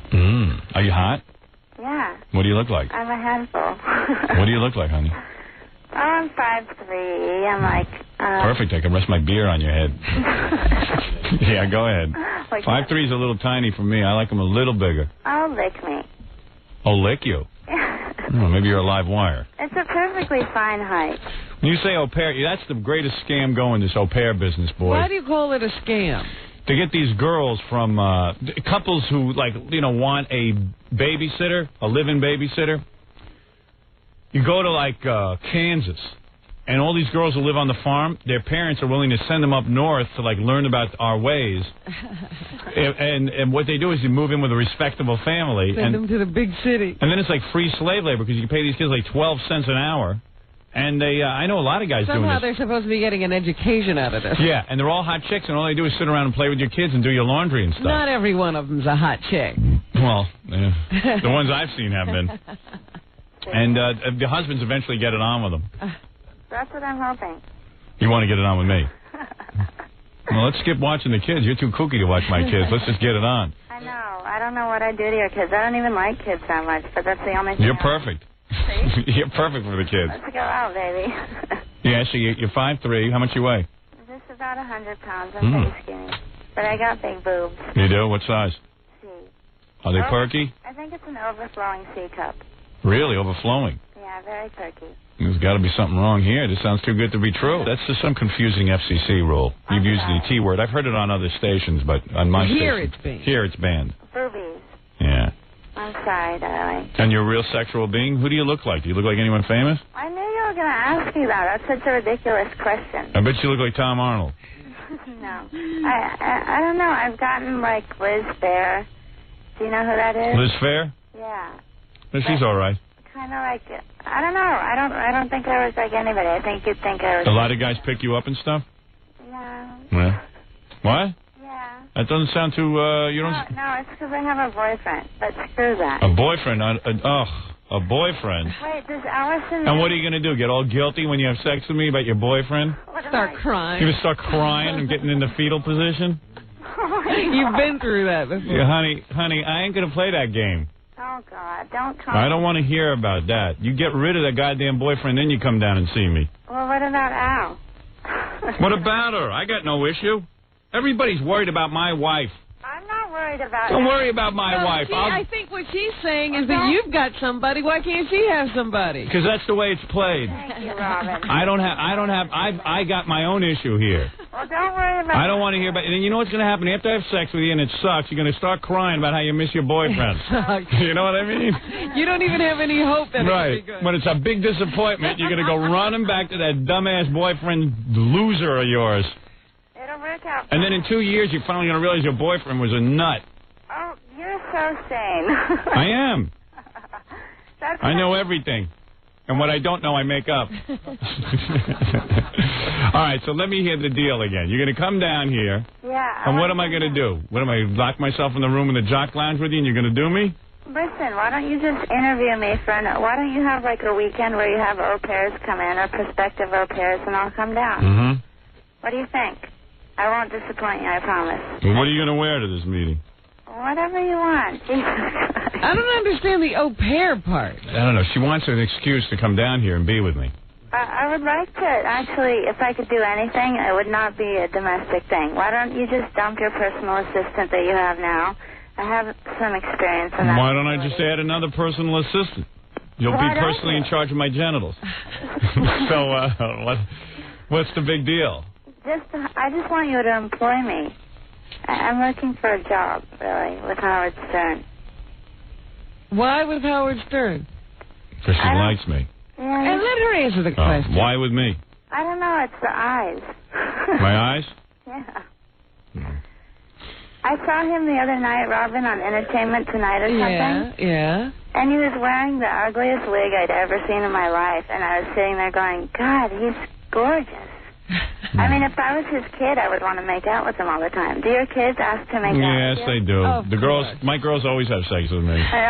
You think that's wrong? If they want it, why should I... They're asking for it. Honey, are you Polish? What's the matter with you? Did you want to make out with your father? No, not at all. My father wasn't good looking. He looks a little like Al Pacino. Who, your father? Yeah, that's kind of scary. Yeah. When he really starts looking like Al, that's when I want to do him. Honey, let's get to the bottom line here. What do you want to do? What do you want from me? You want to come down here and meet me? I would love to. All right. What day you want to do that? Right now? Where are you, in the city? Hello, I'm in San Francisco. Oh, well, get down here. What do you want from me? How fast? When are you going to be in New York? Can you be here by 9 o'clock? Oh, my God. Just hop on a plane. When are you coming to New York to meet me? I'll come whenever you say. You name the month. I have to raise some money. I'm an unemployed college graduate. Oh, I see. See how it is? I have to believe you don't have a job. You do lesbian stuff? No, not at all. Ever do two guys at the same I time? actually went to a strip club, though, in L.A., like a lesbian strip club, and fell in love with a girl there. Absolutely gorgeous. The stomach on this girl, you don't understand. Yeah, I understand. I know. I'm all about it. I'm a lesbian myself. And you didn't do anything about it?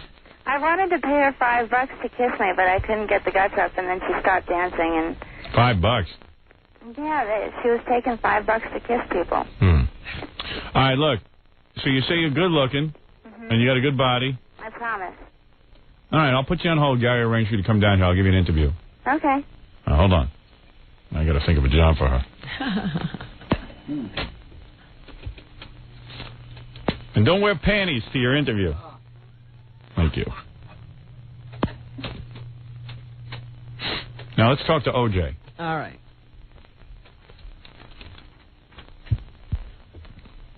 I need a little gomada. I think it's safe to say OJ won't be coming on to you. Oh, you don't know. You didn't read the script. Do I have to break first? Yes. Yes. All right. Let me break, and then I'll talk to OJ, Robin. Right after these words. You're listening to The Howard Stern Show. More after this. 97.1, The Eagle. 729 at The Eagle. This is Brad Baxter. It's 734 at 97.1, The Eagle. You're listening to The... We refuse to be responsible. To The Howard Stern Show.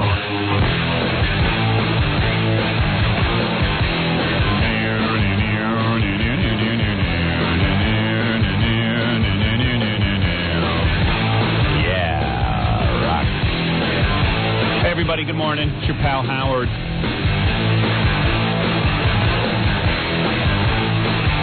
Sitting here ragging on the world. I feel the way you do about everything, probably. I think most of us are just cynics, down on everything, and we recognize the creeps and the bloodsuckers who are out there. We know who they are. Most of them are lawyers. We're a bunch of people who get together every morning who all have similar thoughts. We know the world is filled with wicked, deceitful people. That at the bottom of everything, people are evil. Oh. And how do we know that? Here we go. And how do we know this? How do we know this? I don't know. What, did you just wake up? I'm just listening to you and go, good Lord. I was doing a monologue. When does it end? I was doing a monologue. I had to stop you. We know that when we're born, most of us who have vaginas are molested. Ah. Those that have penises Are the molesters. Are the molesters. Wait, please, allow me to continue. Will you stop? We know that as we get older, we're put in something worse than prison called school, where morons begin to tell us what we can and can't do. There are some good teachers, and then there are... What's the wicked part is that the other children are... Evil, annoying human beings that we are stuck in a room with. Even if we want to get out of that room, we cannot.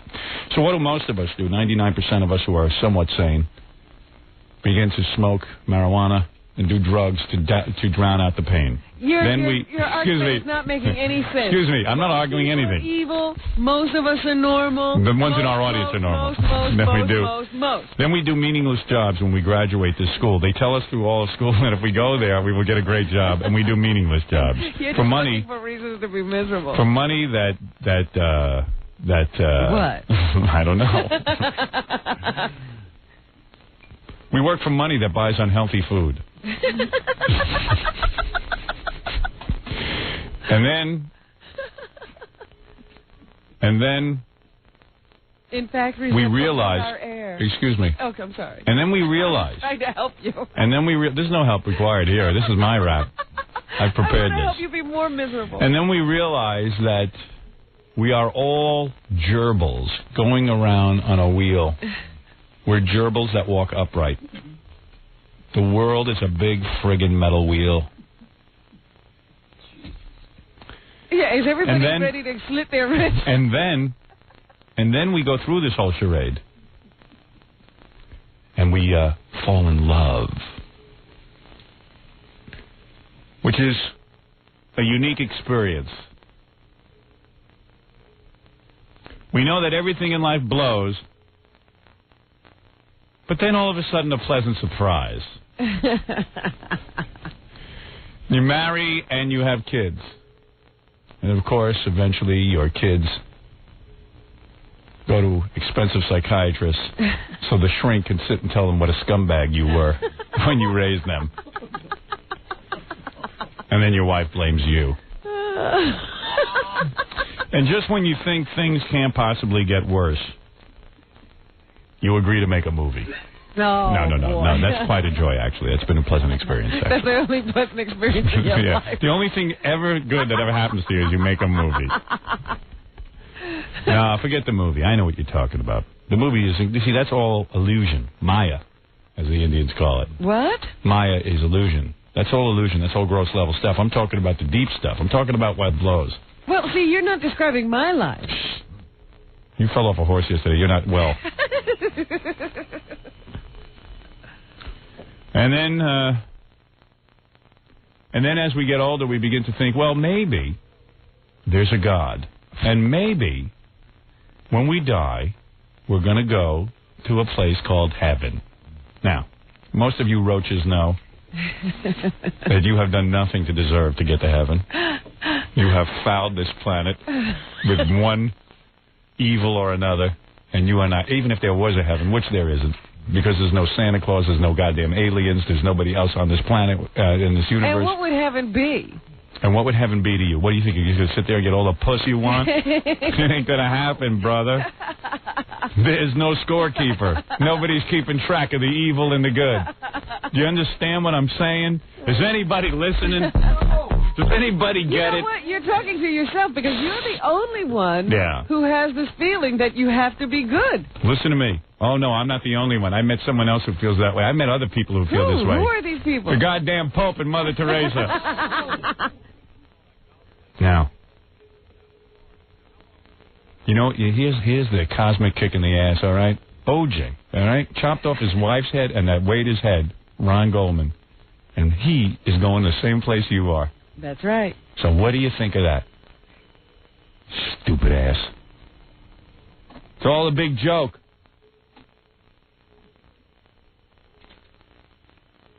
It's all a joke.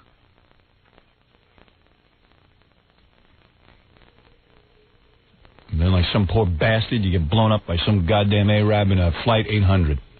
Or something like that. Or some disgruntled security guard. Yeah. Some guy who wants to be a hero blows you up at the Olympics. Park. And OJ plays golf.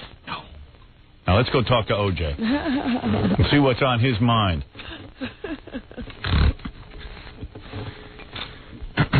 Welcome. Here comes OJ. Hey, OJ, how you doing? Hey, it's good to see you. There he is, OJ. God. Here he is. How are you? Man. Silly man. Hey. Jackie just threw paper at OJ. Well, let's give a man a chance to speak, Jackie, before you cast aspersions. I'm sorry. Really, man. All right, now, OJ, I got to say something, first of all. You are looking pretty good for a guy with a murdered wife. I guess it's all that golf playing that you do with all those idiots down in Florida. Now, how often do you play? Quite often. Quite often, I see. Quite often. I see. Now, what do you really think of the jurors that set you free in spite of all the overwhelming evidence? I mean, they were all nuts. Mm-hmm. Now, you think that the jury was nuts for finding you innocent? Yeah, go figure. All right. Now, O.J., I've turned the microphone off. Between you and me, did you do it? I'm 100% guilty. I see. Now, let me put the microphone back on, okay? Did you know Cato had his own radio show? What a nightmare that was. Is it true that you miss Nicole so much that you would even have sex with her rotting corpse? Yeah, go figure. Now, if you could have Nicole back alive or new golf balls, which would you rather have? New golf balls. Really? New golf balls. Now, who are you going to kill next, me? My girlfriend. I see. Now, what did well, you're so great, OJ. What did Ron? Really, man. Yeah, thank you. What did Ron Goldman say to Nicole when you pulled out that huge knife? We got a problem.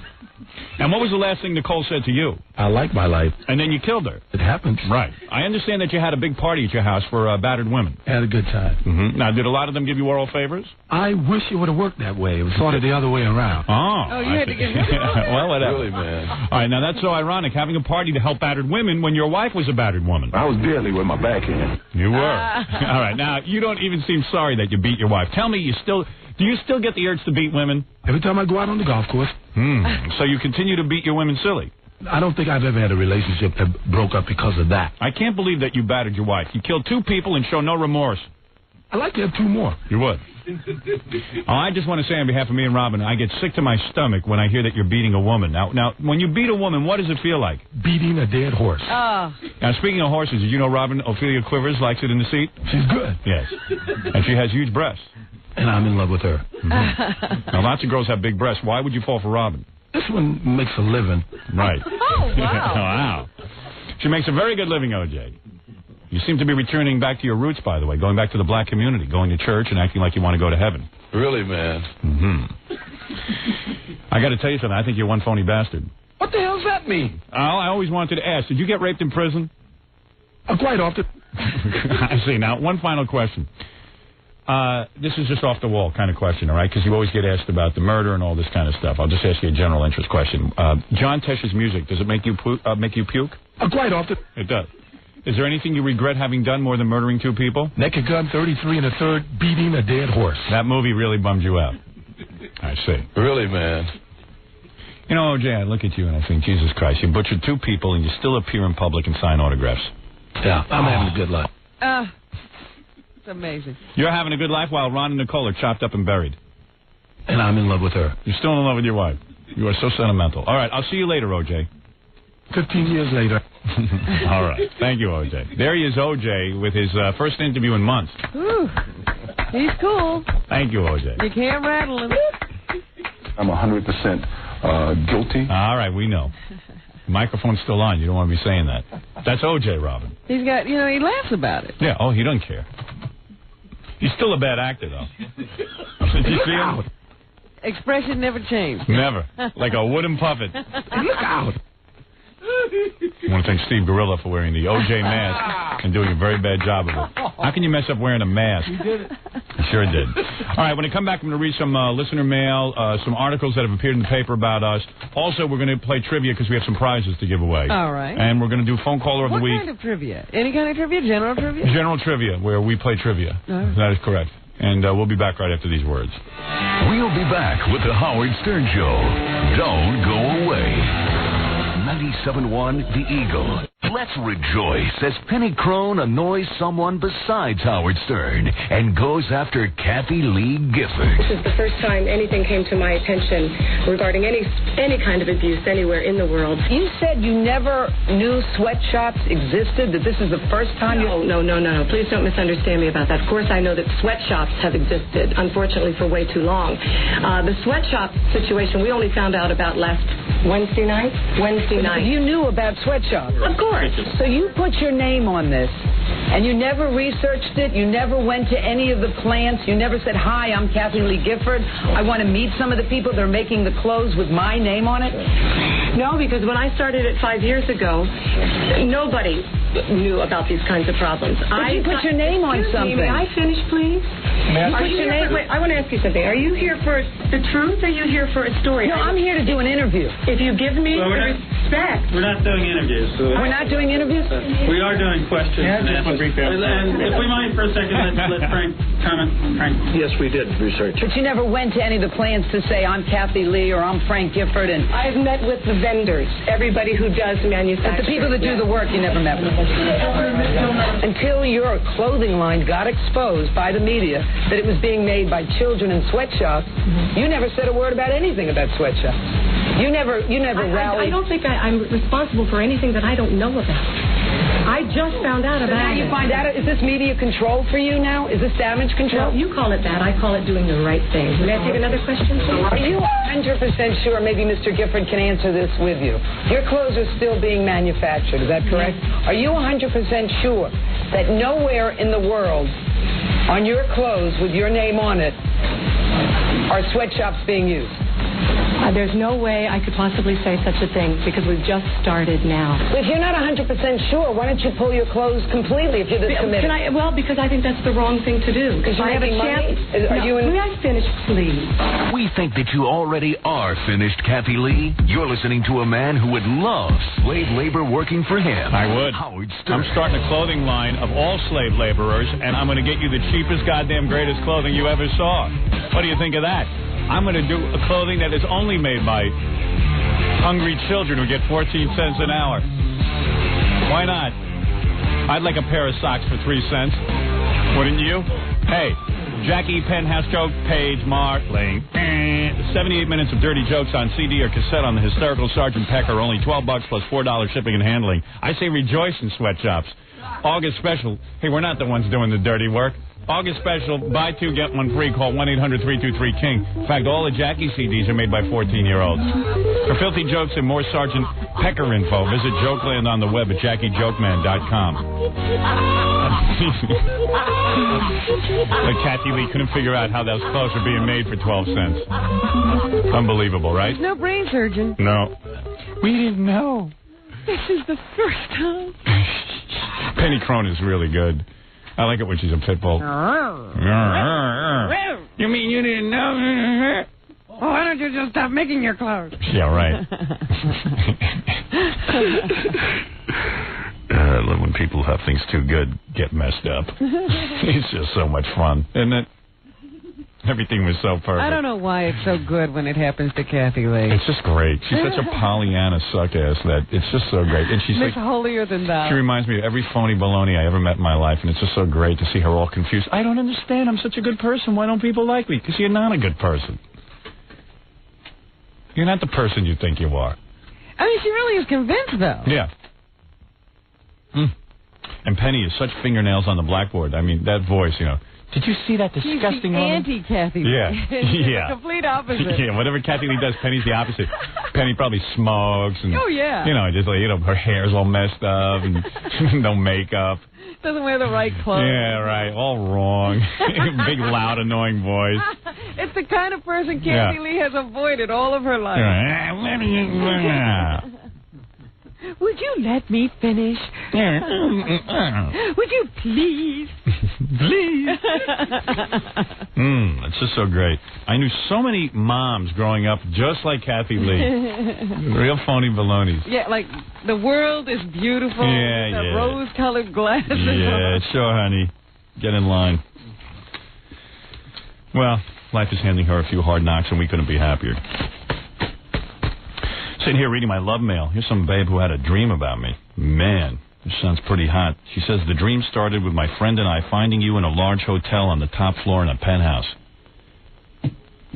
As soon as I saw you, I was instantly aroused. The chemistry must have been apparent because you obviously felt the same way. I guess you saw my huge manhood. You were showing her somehow. Yeah. Even though your suite was filled with people, we ripped our clothes off and started making out furiously. Right in front of everyone. Yeah. Down on a big bed, we went kissing and groping. Now the strange part. Every time you touched me sexually, I had an orgasm. It's not unusual for me to climax in a dream, but only once. That's pretty good, huh? Well, yeah, if you can get it. Yeah. I like that. Unfortunately, I woke up before that happened, but what a dream. I don't know what that means. I guess she didn't have the 10 orgasms. I don't know, but she gives me her phone number. You should call her. Where is she? Why not? Maybe she's had another dream. Yeah. Well, Gary, get this girl on the phone. She says before 7:30 a.m. or after 5 p.m. Oh, I see. Too late. All right. After 5? Yeah, I ain't calling her after 5. That's cheating. I can't start calling her up at my house. Yeah, call her tomorrow, okay? Go have a good sex dream. Have you ever had a sex dream that good? No. I have nightmares. This guy loves the show but thinks I could clean up my act. Dear Mr. Stern, knowing that you are the supreme comedic entertainer in America today, why do you moronically insist on denigrating anybody with an accent, fat people, homos, women, etc.? I am not asking that you become completely politically correct, but with your intoxicatingly hilarious repartee, why must you always resort to the easy put-down when dealing with difficult people? I'll tell you why. Because maybe I'm not so goddamn funny, all right? Maybe this is all I've got. This is what I do. Just to answer. I've been asked that question many times by reporters. Why can't you just be lovely? They want me to be like Rosie O'Donnell. I'm not interested. She's a big fat fake. I don't get her at all. I don't even know what the attraction is there.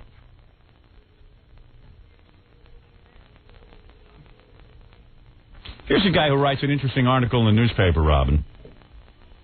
This is out of Philadelphia. I don't understand this. He says, like most of the rest of the Delaware Valley, I listen to Howard Stern. This I admit to my shame.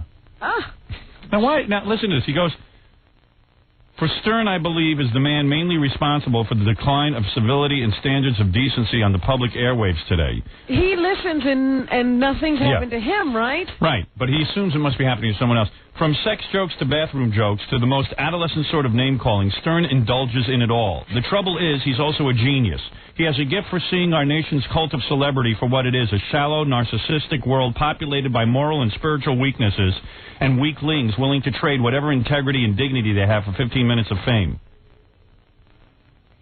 Seeing the same quality in himself early on, Stern has made a career out of exposing it in others and in the culture at large. Of course, it helps a lot that he is very, at times, hilariously funny.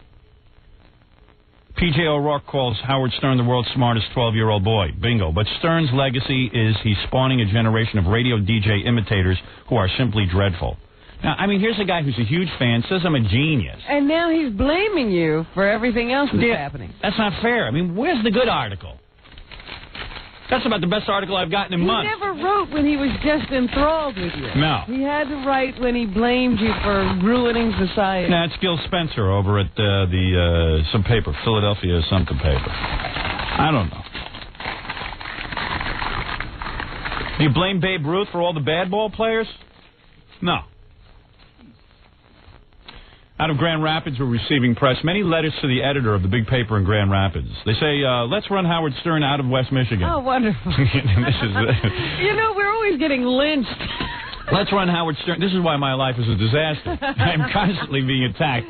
Let's run Howard Stern out of West Michigan. After listening to the Howard Stern Show on WKLQ, our great affiliate out in West Michigan, we were astounded that this man was even on the public airwaves. This man's language... Who is this we? We meaning Stan and Karen Buter. Oh. Stan and Karen, I guess, are married. They're locked in each other's arms right now. And so they've come to this joint conclusion. Yes. This man's language was the most vulgar, obnoxious, and immoral that we've heard. Is this really what we want in West Michigan? We can change the radio dial, but we're still affected by his program as he negatively influences our community. How, I don't know. They don't really go on to say. We find it hard to believe that WKLQ and its advertisers are promoting this type of program in our community. We urge others in the community to take a stand for moral decency and help get Stern's filth off the airwaves. Well, let's hope I am taken off the airwaves there. Why should people have a choice? Why don't we try to call them? Gary, I just threw their letter on the floor. Like a dog, get on all fours, look for that letter, and then call them. Right now. Let's see if they would talk to us and find out exactly what they object to and why it wouldn't be okay just to turn us off. It's on the floor, Gary. Why do they have to run us out of town? Yeah, pick it up with your teeth. That might be it. There it is. You've hit the lucky jackpot. Instead of the lottery, you found the letter right away. Is that it? Let me see. Let me check. Yeah, call them and see that. Right. And do that immediately. Here's an L.A. cop who saw O.J. at an event. Ooh, what kind of an event? He says, Dear Howard, I'm LAPD. God bless the LAPD. Big fan of the show. These are the same great guys who try to teach Rodney King a lesson, but obviously... Rodney is he's a slow learner. He is a real slow learner. God bless the LAPD and what they tried to do to that guy, but unfortunately somebody had to take their camera out and tape it. He must be a dyslexic driver. I hope this hasn't discouraged the LAPD from teaching other drunken drivers a lesson. Well, Howard... Evidently it has. That's a sad indictment of our society. Taught them to keep their hands off Rodney King. Yeah, unfortunately. He's running amok. Unfortunately, I think he needed a beating every month, but what do I know?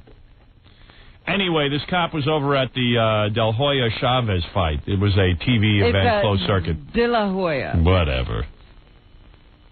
I still know Cassius Clay. Oh, here we go. He says that jerk Arsenio Hall was there. But the big ticket item was O.J. O.J. showed up. O.J. was at the fight. Oh, yeah, O.J. was over there. And these guys walking around with his partner, you know. And he glances over, he sees O.J. wearing NFL on Fox BB cap. What do you call that? BB cap? Baseball cap. Baseball cap. BB? Baseball? Yeah. Okay. That's right. That's very good. Good for you. Tired of trying to interpret letters. He says he couldn't help himself. He became overwhelmed and he said, I yelled out, hey, O.J., what about Howard Stern? O.J. turned around, looked at the cop and said, F him. What, we're using the F word. Really? Howard, you are sure getting to him. He says, then O.J. walked around and got mobbed by a dozen of Hispanics asking him for autographs. I don't know what that's all about. He was acting like a conquering hero. It was a sad sight to see. Well, I'm still glad to know that I get to him, that he hates my guts.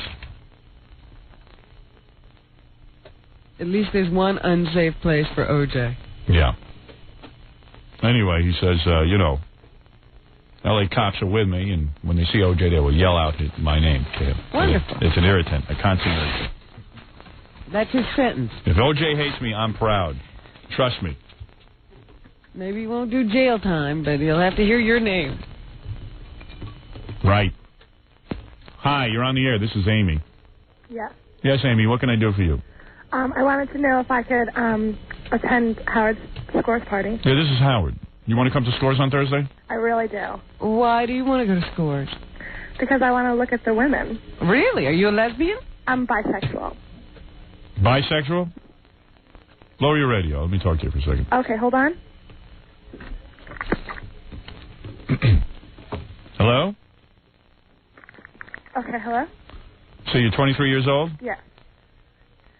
And you're good looking? Yes, I am. You know how to... Consider yourself... Oh, well, she's not a lipstick lesbian. She's a lipstick bisexual. That's right. You like partying with guys? Yes, I do, and women. Mm-hmm. Who do you like more?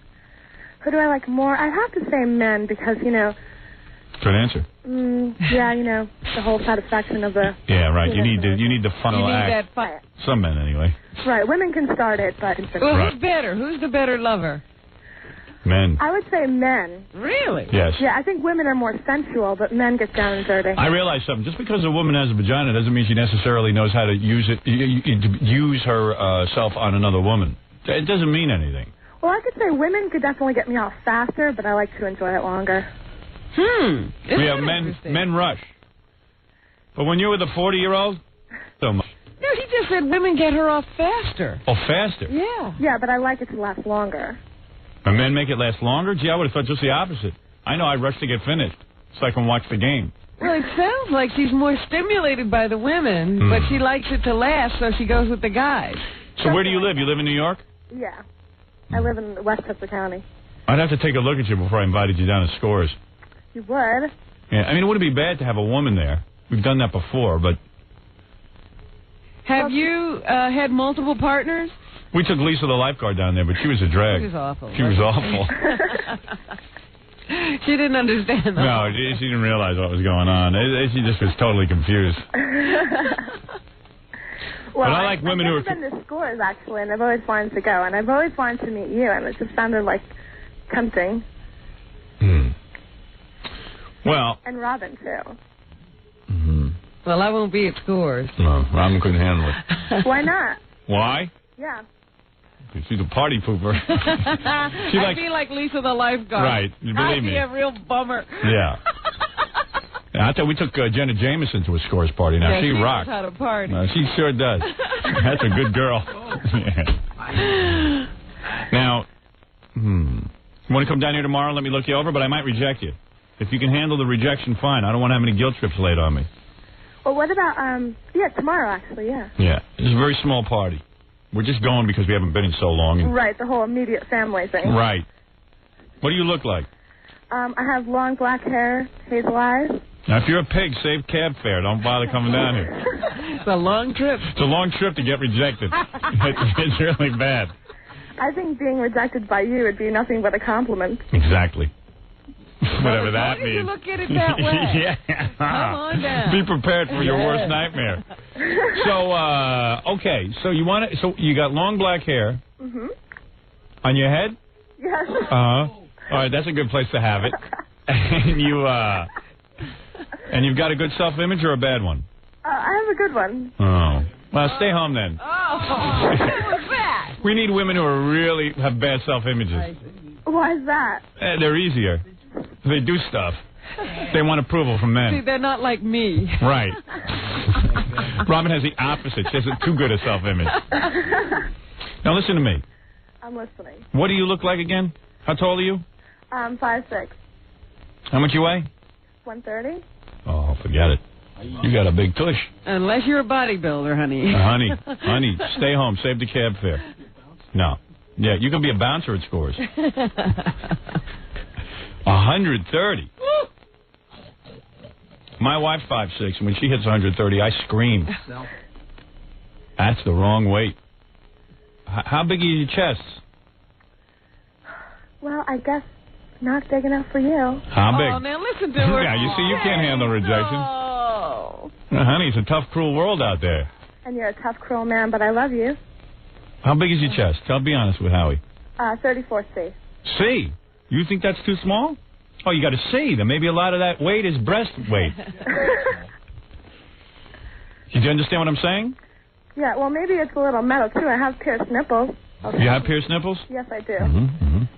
Oh, do you wear bikinis on the beach? Jackie goes, see? Hey, now. How much do those nipple rings weigh? 5 pounds each. 5 pounds each. Yeah, no, Can you wear a bikini on the beach? I'm sorry? Do you wear bikinis on the beach? I go to nude beaches. You do? Yes. Have you no self-respect? And you sit on the benches? Not Benches. usually. Not without a towel. The fish complain when she gets in. And you go swimming in the water nude? Yes. And you go to nude beaches and guys look at you? Yeah, I suppose. Yeah? You're a sexy girl, huh? 34C, 130 pounds, 5'6". You could probably lose 10, am I right? And you'd be really killer. You got a flat, hard stomach? I don't think so. It's pretty flat, pretty hard. Really? Now, who do you look like that's famous? I don't know. Some people say I look like that girl Jess from the Sandman comics. Who? What? From this comic strip. People always say I look like this girl Jess from the Sandman comics. Sandman comics? They say you look like a drawing? Yeah. It's pretty offensive. That's the only person that... When you look in the mirror, don't you look like someone? Do you look like maybe Goldie Hawn or somebody? Goldie Hawn has blonde hair. How could I look like her? Well, you could have her facial structure. Christ's sake. You think Goldie Hawn's a real blonde? She got that out of a bottle. She got the same hair you got. Long black hair. What's wrong with you?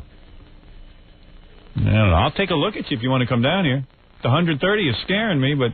Why do you care what she weighs? You're going to go there to see the girls at Scores, and she's going there to see the girls at Scores, too. Well, you're going to go home with Allison anyway. So. Are your arms? Don't tell me who I'll go home with. Well, you said you were going home tomorrow to see your wife. Yeah, that's right. What is this? I'm asking about you. Don't tell me who I'm going home to. What is this?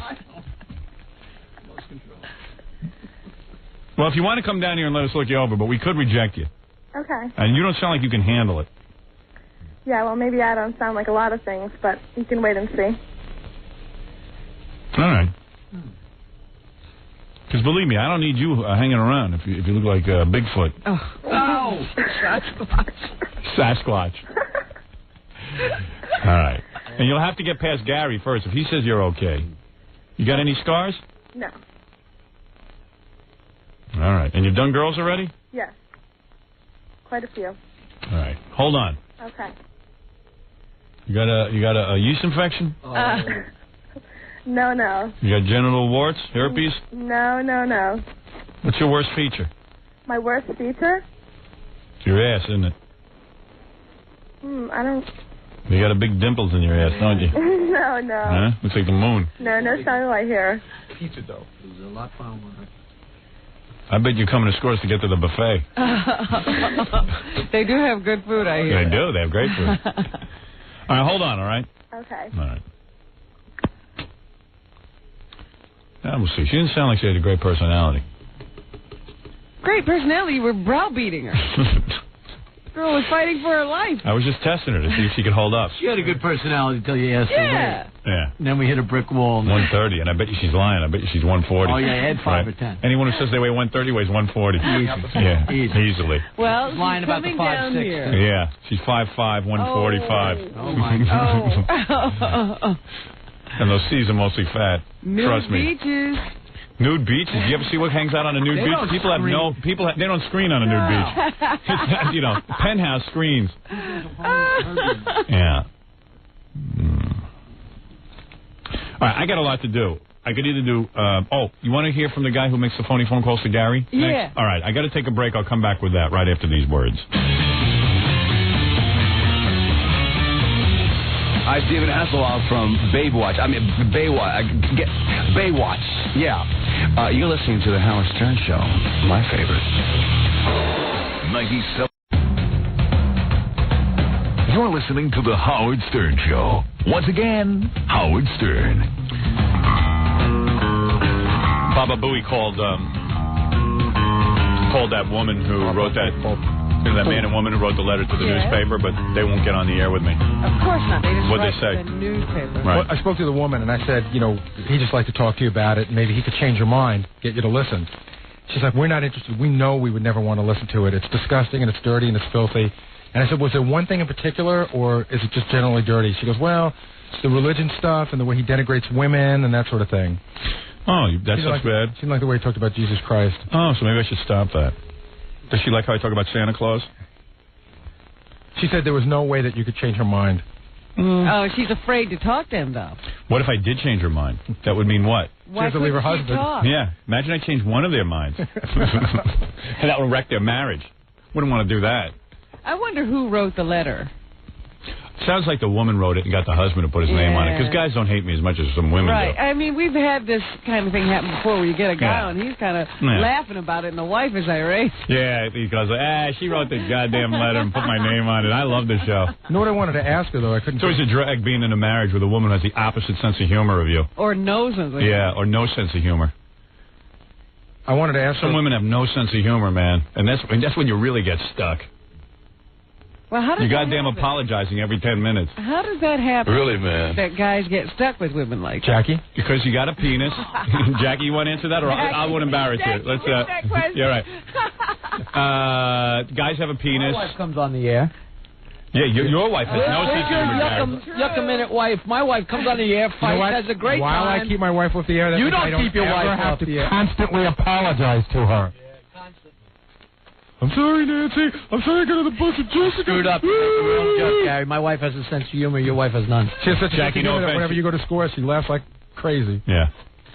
Jackie's wife has no sense of humor. You constantly have to apologize to that woman because God forbid you offend her. God forbid you should just open up and say something to her. Wakes up in the morning and says, I'm sorry. Jackie's wife thinks she's like women's lib, and like she's so right on. But your wife would have no sense of humor if the punchline wasn't a plug. Right.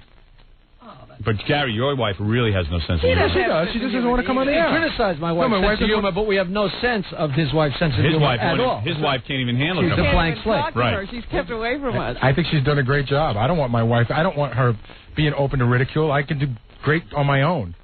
You know what I mean? True. You could be open to ridicule. He more than covers it. First of all, I wouldn't ridicule your wife. I just wanted to get to know her. Well, eventually you'd have to because she wouldn't even come on the Sternleywood game when we played that on Channel 9. You got to admit that irked you. Yeah, I wish she would have done that. Yeah. But in retrospect, I'm probably glad she didn't once I saw some of the stuff that went on, like John's girlfriend talking about all that stuff. I thought it was a little... I would rather... Oh, please.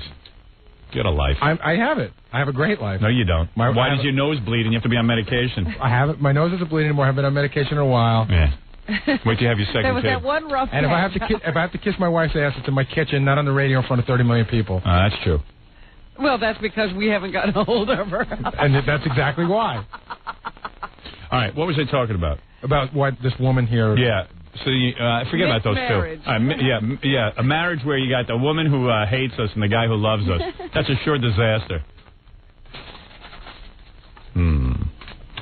Now, what else did you have to tell me before I get involved with the guy who makes the phony phone calls to you? I think we were going to talk about whether the list is okay for you for scores. All right, I'll get to that in a minute. Let me get this guy in here. This is Sal, the stockbroker. Staying out of the invitations. Well, Gary wants me involved. That's not true at all. Sal, the stockbroker. Yeah, that's not true at all. When I start yelling at you at scores, you want me involved. Sal, the stockbroker. Why has Sal, the stockbroker, got so much time on his hands? Because the market's been slow. He sort of admitted to me yesterday that this is a swan song, that he really is running out of time to do this. Well, that sounds he good. says, I don't understand how that Captain Jenks does this all day. All I know is this guy loves annoying Gary, and he does get under Gary's skin. Yeah. He really does. Yeah. He calls back in the office, gets Gary on the phone. Hey, how you doing, Sal? I like Sal. I really do. Yeah, I do. I like you. It's nice that you remembered me. I don't really remember you. They slipped me a piece of paper that says your name, you knucklehead. See, that's what I thought. All right, but anyway, there she is. Even the engineer. One of the benefits of being on the show is not just engaging in the wit with the king of all media, but to see the luscious Robin and those love canisters under her chin.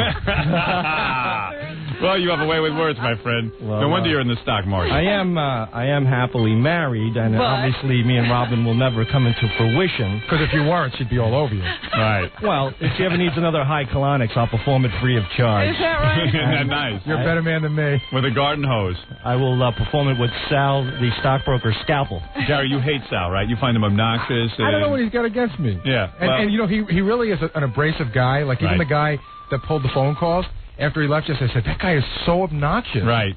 What'd you do to him? I whipped him. No, really. What guy? We have a guy filling in for Scott this week, this guy Matt. Oh, yeah. But he's just like... Sounds like an abrasive guy. He hated Sal. Another part of the horse-toothed jackass's efficient staff, I see. Well, Sal always calls Gary a horse-toothed jackass, and that's his signature. He gets Gary on the phone and just finds ways of calling him a horse-toothed jackass. What's with the facial hair? I grew it back for the movie. What are you going to play, Chewbacca in that movie? Gary Delabaca. I'm sure it's an insult, but is Chewbacca like from Star Wars or something? Yeah. There you go. Is that like a Wookiee? You don't know. You know every cartoon character, but you don't know Chewbacca? Delabaca. All right. Well, yesterday he had a scruff on. It was real scary. It was like stage 3 of monkey metamorphosis or whatever. Metamorphosis. This guy's doing pretty good. His brainwaves are rubbing off on me. So, Sal, you always make these phone calls. This isn't really your swan song, is it? My swan song? Yeah, you were saying that you're sort of running out of time to do these calls. Well, you know, I think I'm going to maybe devote some time to making money. Yeah, pass the baton to somebody else. It seems that I have a profession. I just don't sit in front of the TV with a satellite dish. You know, I do have a life beyond this, and I'm not making any implications. You can't either. afford one? You can't afford the dish? Oh yeah, I can. All right, so let's. I think you're just putting Gary off his guard so you can make more calls. Yeah. Fart breath. All right, so Sal, you hate Gary. And I don't hate him. It's just that he's a punching bag, you know. If you go into a boxing arena and you see the ring and you see the bag, you're not going to step into the ring and fight the fighter. But if you see the punching bag, you're going to give it a nice swing, and that's what Gary is. You know, just like jabbing him once in a while. And all right, so you have a good time doing that. And you have your little taping equipment. Where do you do this from? Work? I do this from work. You do this from work. They must be very proud. At Millennium Security. So, by the way, I just want to say hello to Wall Street kingpin Cliff Schaffman. How come you? You know, he's at a different place now. How come you moved jobs? Well, personal. They got sick of you making the 40 phone calls? No, it was personal differences. How could that happen? I don't see why anybody would be upset with you. You're so endearing. Speaking of my job, he never got involved in the IPO, and it's up 400%. Are you offering him something? I'm not giving this is really any of my funny. money. So Sal is felt guilty, I guess, for goofing on Gary so much? Gary's a really good guy. So Sal calls up Gary and says, listen, I got an IPO for you. That's on the stock market. That means like a new stock that's coming out. Yeah. Guaranteed home run. It's going to go up Not guaranteed. I never said that. It's going to go up. Well, it looks good. In his professional opinion, it looks good. I'll put you in it because I feel bad for you. So Gary goes, hey, thanks, man. Then he hangs up the phone and he goes, wait a second. That's the guy? That's the guy who goofs on me. That's the guy who's relentlessly calling me a horse-toothed jackass. I'm going to hand him money? $5,000 to a guy who makes fun of me round the clock. But meanwhile, you were right, Sal? Well, the stock, what is the stock at now? It went from 5 to 28 in a week, and it just split 3 for 1. So how much would Gary have made on $5,000? Well, it would have been worth $30,000. Whoa. Be good to have, but you know what? It could have just as easily been nothing. And then, then what would we be doing? That's the difference between me and everyone else. You work with some other schmuck, you're going to get nothing. Have you ever met a stockbroker who couldn't make you a millionaire? Every stockbroker is the best. Yeah, they're like personal trainers. Yeah, but the bottom line is I have performance behind me, you horse-toothed mule, you. Okay. I think his teeth are growing towards his brain. It's going to scrape your cerebellum. Yeah. All right, Sal, let's listen to your work. He was almost done till you aired him on the E! Show. Then he got all fueled again. Yeah, he got on the E! Show. Here you go, you horse-toothed jackass. He got a big carrot for him. Hang this over the phone next time I call. All right, Sal, that's the least I could do. Let's listen to your work. This is Sal working Gary, and eventually he has to get to the words horse-toothed jackass. Yes. I tried. Here we go. Can I help you? I'm Chris Anderson. I'm a police officer from Long Island.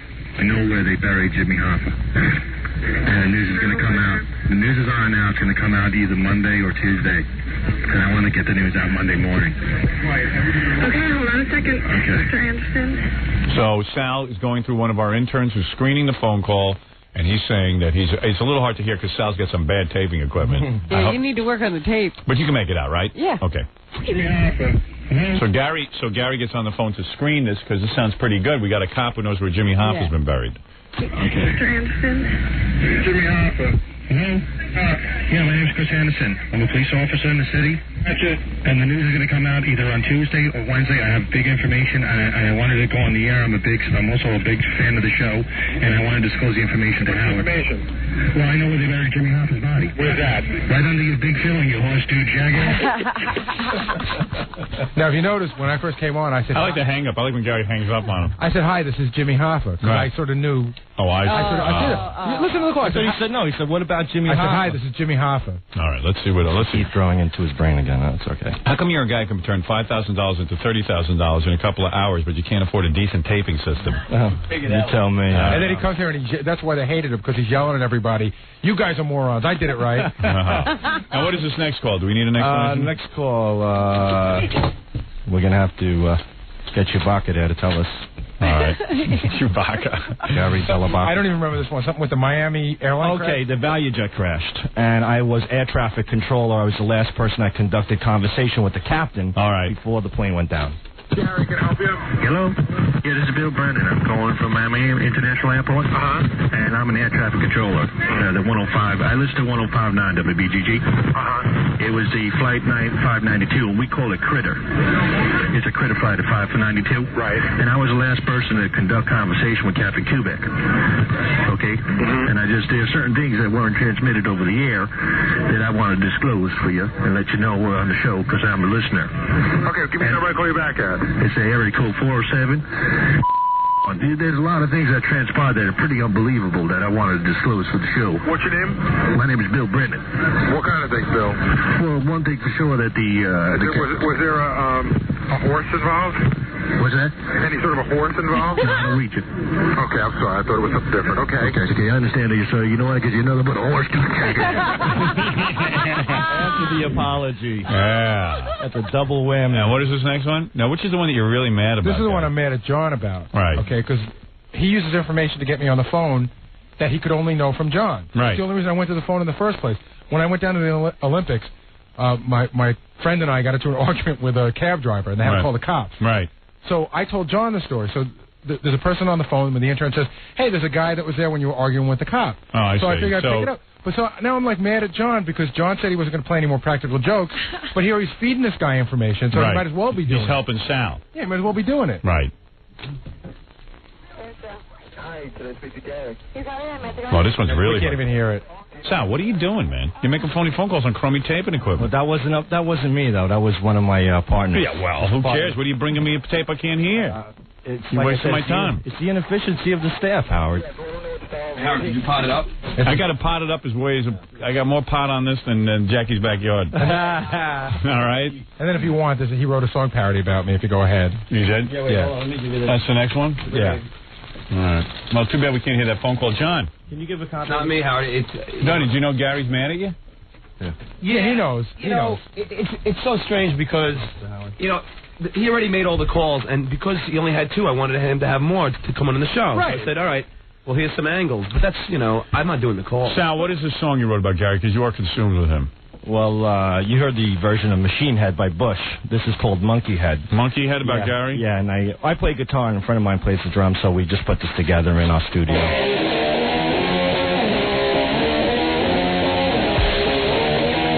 Sal's consumed with goofing on Gary. Sal's kind of a stalker in a way, isn't he? When he dies, I'm going to beat him with the phone. Peace out, jackass, no doubt. Are you singing, Sal? No, my drummer. Peace out, jackass, no doubt. You're really hung up on you. Now listen to me. See, I'm glad. See, I was not involved in producing this segment. Yeah. Well, what happened? You can't understand the lyrics. Well, good. That's why I gave it a lyric sheet. Yeah, but the audience doesn't have that. We're on radio. I think they're clear enough. Of course you would. Can I just get the chorus? I want to hear Monkey. All right. I don't have hair in my ears.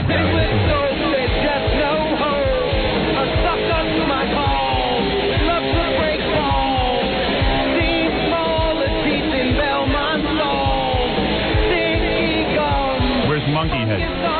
Coming up. This is the good part here. Can wipe out China with just one verb.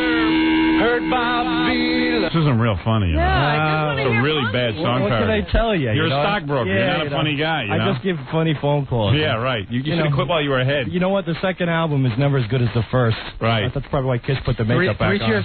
Three cheers to Sal for his incredible wit and John for his incredible producing. Yeah, John will never be my producer. I didn't do this song. Well, you should have the ability to listen scream to it what's good and tell bad. Howard it's not funny. I put it on so Howard would yell at him that it was horrible. Oh, that's why you did it? You mean you put horrible material on my show so I can yell at people? No, the song content is pretty bad. We all knew that. Pretty bad. What, John got bad breath? It seems like he's using Gary's oat-scented breath spray there. Oh, man. Jesus.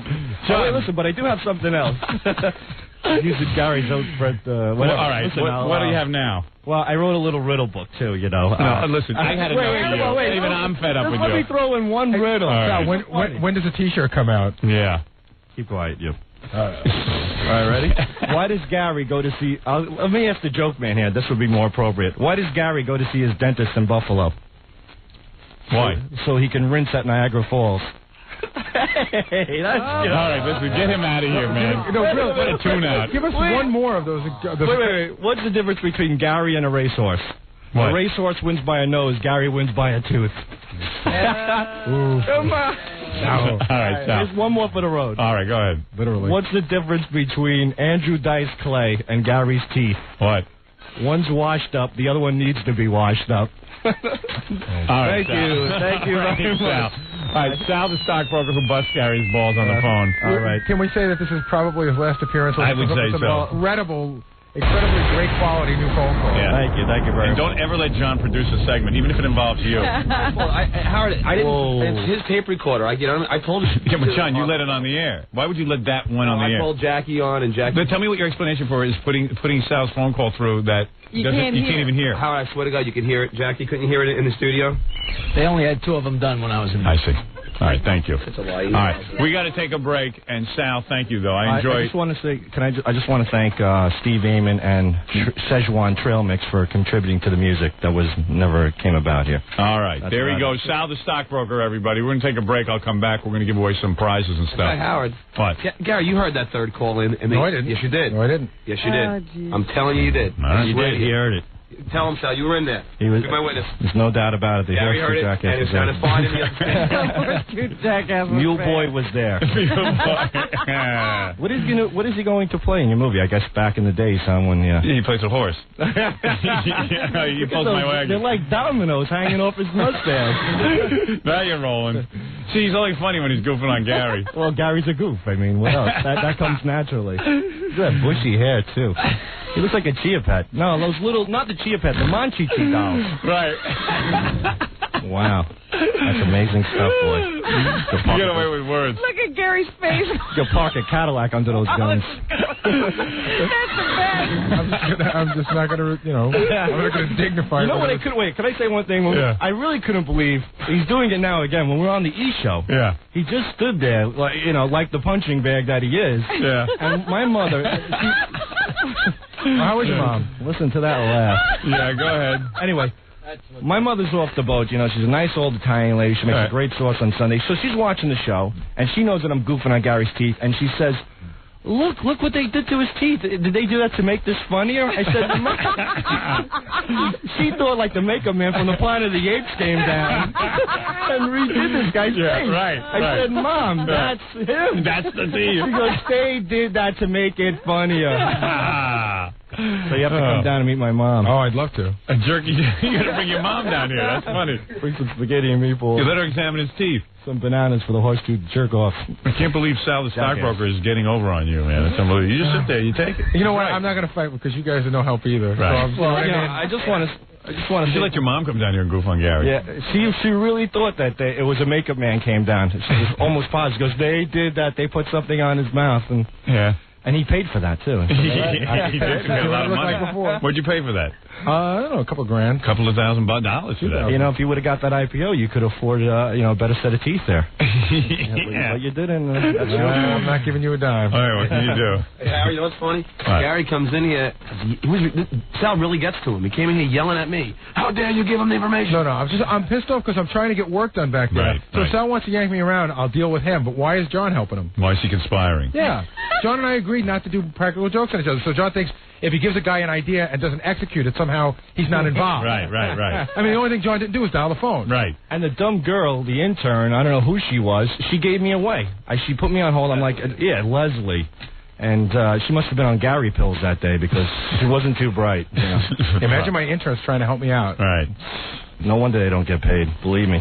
All right, it's all Sal. justified. Well, there you go. And how much do you make doing this? How much do you make making these phone calls? Zero. Yeah, all right. He does it for love. I'm here for Rob. All right. Sal the stockbroker, everybody. Everyone loves Sal the stockbroker except Gary. You wild African blossom, you. Do something else. All right. But I am happily married. Sounds it.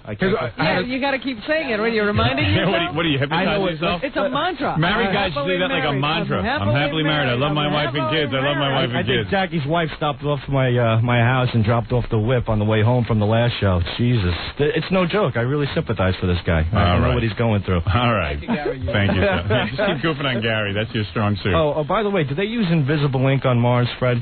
I don't know, my friend. Maybe you can tell me with that joke book of yours. Well, I'm just trying to justify your signature in my book. This guy says he works with you. What do you want, Rob? This is Rob who works with Sal.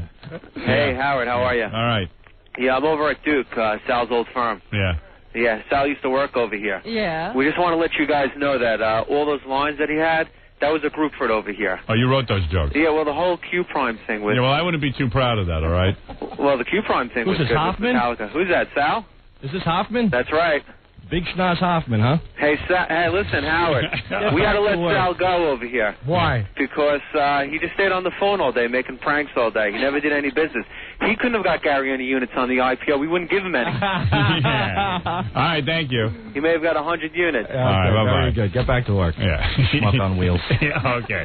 Thank you, Sal, for coming by. Sal the Very stockbroker. welcome. 2 of your phone calls are very funny. That's all right. Thanks. It's been a pleasure. The two we could hear. Yeah. And he thinks Captain Jenks is a loser, too. No, I don't. I don't think he's... Why is he a loser? Well, Jenks called my house yesterday, and he threatened... Yeah, that's messed up. Why did he do? Yeah, that's wrong. What did he do? Well, I think Jenks wanted to be the man, the pranker who pranked the Horseshoe Jackass pranker. So he called my house yesterday to get my work number. He told my wife that he was a sergeant of the FCC and that he'd have her arrested. All right. I really, yeah. Did you do that, Captain Jenks? Yeah, Howard, how you doing? A sergeant of the FCC? You said you were a sergeant at the FCC? No, I said I was a sergeant from the NYPD. Right. And I tried to do it. Well, see, I get really bothered by this because Gary really hates you. You know that, Sal. I mean, he really does hate you.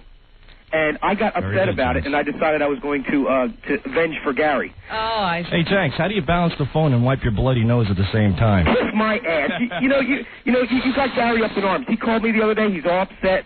He's bothered. He asked me to help him out. So what did you do? You made a phony phone call to Sal, and what did you do? Well, actually, what I did was when Sal, you did cancel your appearance here. I guess you believed the sergeant. Yeah, I got that on tape too. Let me hear that. Okay, I had to call I called his wife up. Yeah. My wife is pissed. Was she? Why? When she gets her hands on you, boy. Okay. All right, you know what? I'm sick of this. Wait, come on. Did Gary call Jenks to help him out? No, Jenks called here, and I said last time he did this, Jenks called his work and, was goofing on him. So I said, call him back again. The guy's making me nuts. So the phony phone callers are now calling the other phony phone callers and making phony phone calls. So I'm just going to tell you now, leave Gary alone, because, if you don't, then you're going to be missing appointments all the time, because I'm going to get every number that you have, and I'm going to ruin everything in your life. You know what? And this is really sad, because I really enjoyed Jenks' CD. It was really. I saw two midgets on the beach. I gave it to them as a frisbee. You did? I had a lot of fun with all right, it. Listen, I got to get rid of all of you. I got too much to do today. Goodbye, Jenks. All right. Amazing. Hey, Sal, leave Gary alone. Yes, sir. You got it. Stay in front of that satellite, and maybe one day you'll get a woman. All right, Jenks. All right. Thank you, Sal, the prankster who does the horse tooth. Actually, I really have nothing against Jenks, and his CD is funny. All right. It sounds like you're a nervous man. Yeah. His wife to be upset. Yeah. All right. We got to go. We got to take a break. For the deaf, that is. Thank you, Sal. Gary, thank you. Horse tooth Jack is. Gary is. I want to say for the record, because I'm not going to be back. It's quite obvious. Gary truly is a good guy. I don't hate him. He's a funny guy. He's a goof, and he's a good sport. And I just want to say that. You're like Don Rickles. You like. All right. I kid because because I'm not a bad guy. I mean, I just tip your waitresses. Thank you, ladies and gentlemen. Right. Okay. Get a kick out of him. Thank you, Sal. Bye-bye. Swan song. All right, there's Sal, the stockbroker. We'll be back right after this. You're listening to the Howard Stern Show. Hi, this is Riley Martin. I have been on aerial ships not of this earth. I have visited with aliens aboard the mothership. Now I'm visiting Howard Stern, a man whom I admire. Wow. That's cosmic, baby.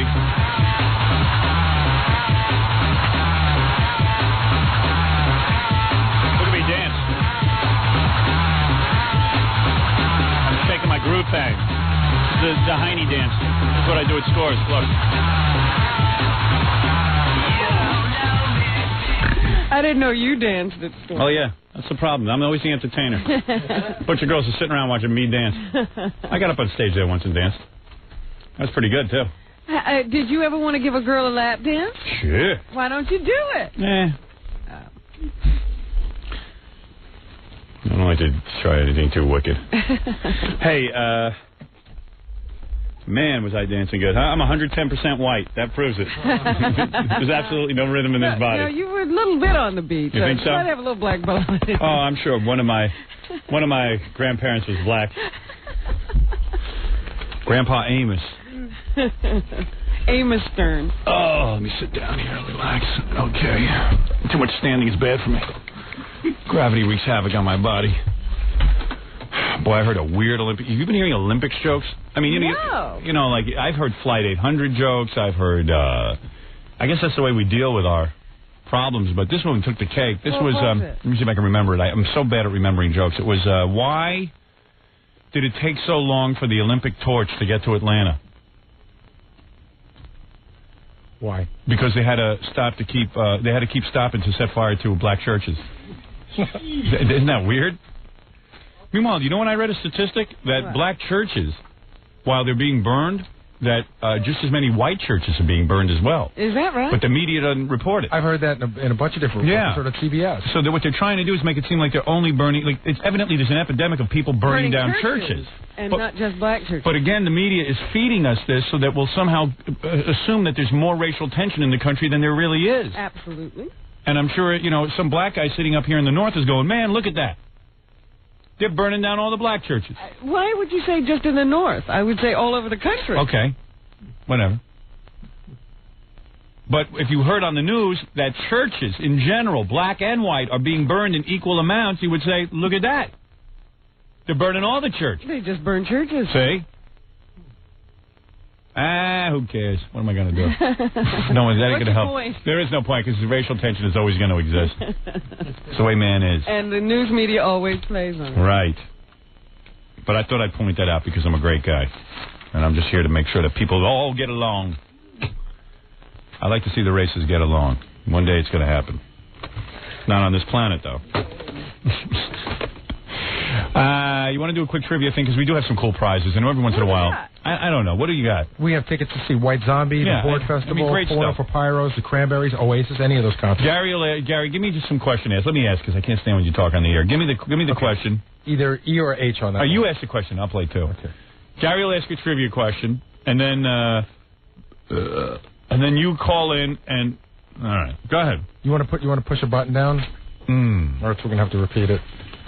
Yeah, that's a good idea. Hello. Yeah.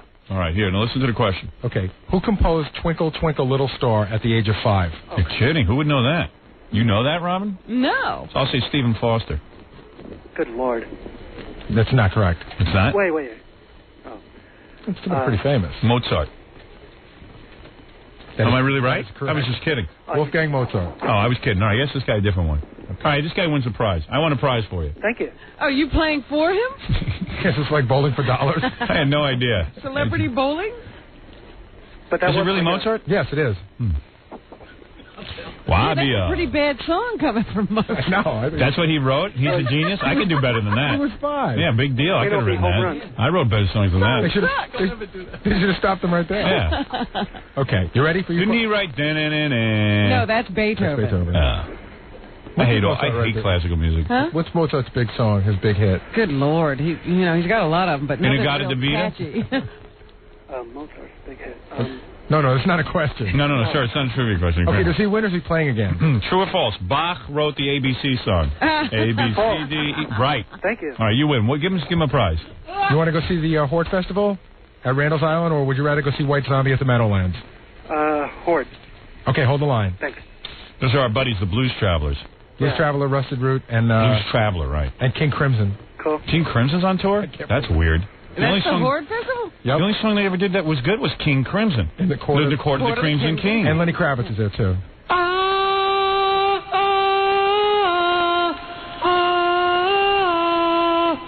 do they do that for about 40 minutes? Yeah, because I've seen like on their album that went for almost a whole side of the album.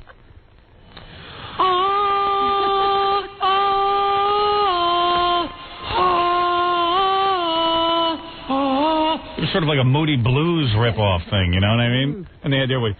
The angel sings in heaven where the world is a crimson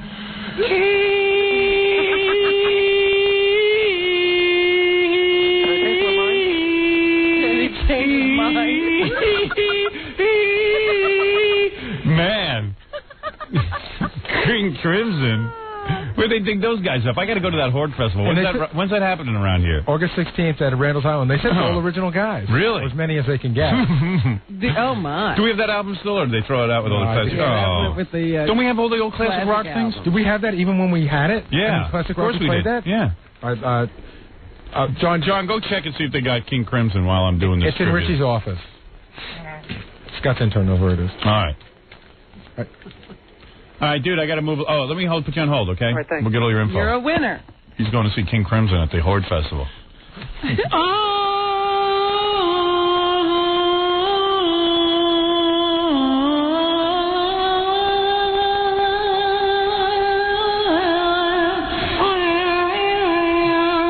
Sounds like somebody's cat.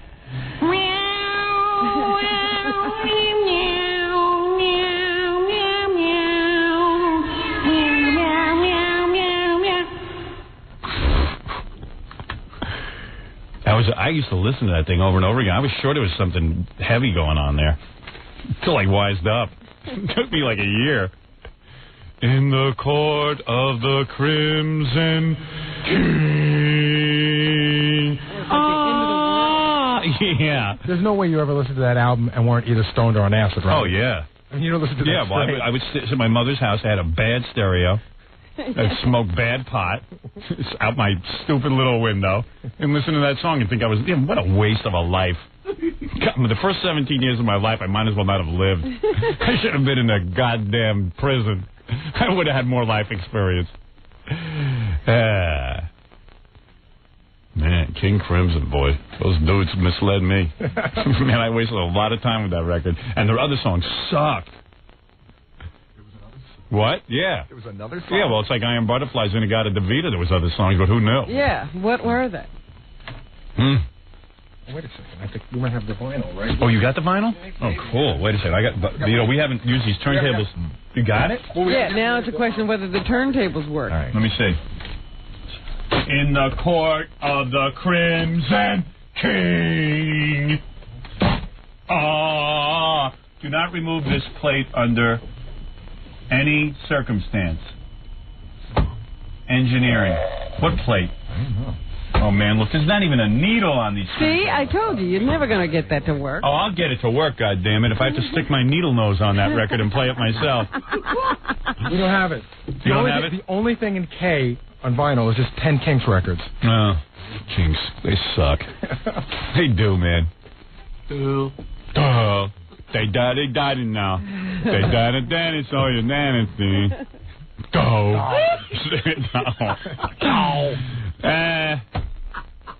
Okay, let's play with another guy. Let's get this thing going, distribute concept, and then we got to do the news. And I got to get out of here. I got a big scene to shoot today. I'm almost at the end. I see light at the end of the tunnel.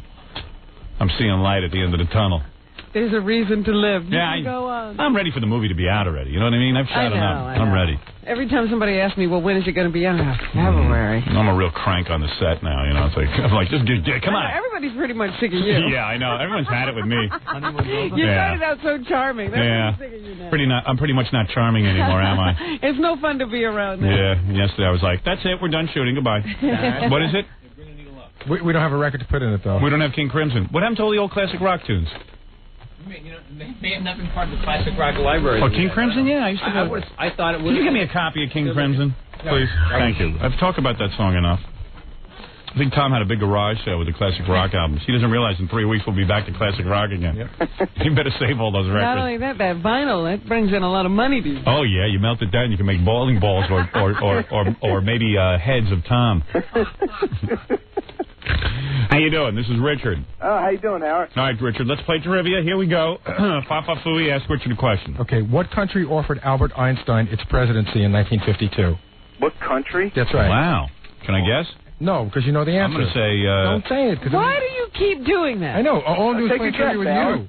Take a guess. Newark, New Jersey? That's correct. No, I'm going to say... you take a guess first, man. You can't give me... Well, look, it can't be Germany. Yeah, I know that. They threw him out of there because he was a Jew. And they still hate the Jews. And there was no Israel at the time, so that's... See, that's what I would have... What year was that? 1952. Oh, 52. There wasn't Israel. So good guess Israel, then you'll win. Israel. You win. Right. All right. Now, I understand you have a trivia question for us, right? Yeah, sure. What happened 51 years ago today on this date? 51 years ago? Yeah. What's today? Well, I mean, that's no trivia question. You just got to know how to play. This isn't like an Elvis question. Wait a second. That's a trivia question. No, it's not. It's got to be like about a specific person. Like we said, what country offered Albert Einstein? I mean, what happened 51 years ago? I'll go get a newspaper. I can tell you it's 50 million things. What happened during Anybody World who's 51 II? years old What happened during World War II 52 years ago on this date? What happened during World War II? A lot of people died. How's that? Am I right? Sir, you don't know how to play trivia. I don't have any other questions. All right, it doesn't matter. Give him a prize. Get rid of this guy. The bomb dropped on Hiroshima. All right. Well, what you say? You say something like, name the place where we dropped the atom bomb. You don't say what happened 51 years ago. A dumb question. Come on, okay, Skiboza. Give him a prize. What did you want? You want to go see White Zombie? You want to go see Porno for Pyros, The Cranberries? I can't use concert tickets. I live all the way down South Jersey. Well, excuse us. Okay, you want gift certificates for your car? You can get $100 worth of Michelin tires. Yeah, that's great. All right, hold on. There you go. Oh, I hate that guy. What a putz. What happened 51 years ago? Duh. What's it like to be stupid? I bet you it's good. I was about to tell you. He was about to fill you in. All right, you want to try one more guy? All right. Let's see how it works. What happened 51 years ago? My dad got his nuts in a vice. Jackie went to 3rd grade. What is the trivia question? Go ahead. You can do geography or history. What's your choice? What do you want, dude? I'll take geography. Okay. How many U.S. states border the Pacific Ocean? So I'll never know this. Anything with Pacific states? Yeah, that's right. How many U.S. states border the Pacific Ocean? You got Washington, Oregon, California. Wow. I bet you that's right. Nope. No. I'm missing one? Are the 3 right so far, Gary? Well, they don't give you what they are. They just give you the number. Pacific Ocean. Oh, you want to know how many states? How many states? and Give me the Hawaii. number. 4. So And that's Alaska. And Alaska? 5. What's your answer? So what's your answer? 5. That is correct. There you you go. How do you know that? All right. No, you just think of where the states are. I don't know where. I don't even know where that ocean You is. know, Washington, I grew up Oregon, in, and California California. are all the West Coast. Really? Howard. I don't know any And of then, this. I went to Hawaii Roosevelt is a- Junior High. Hawaii is a Pacific island, Wow. and Alaska is up north, above Canada. See, I don't even know that. California has Alaska's public above schools. Canada? Yeah. I don't even know that. I don't know anything. I don't know where I don't even know how to get to my house from here. You don't know what the world looks like? Nope. I don't want to know.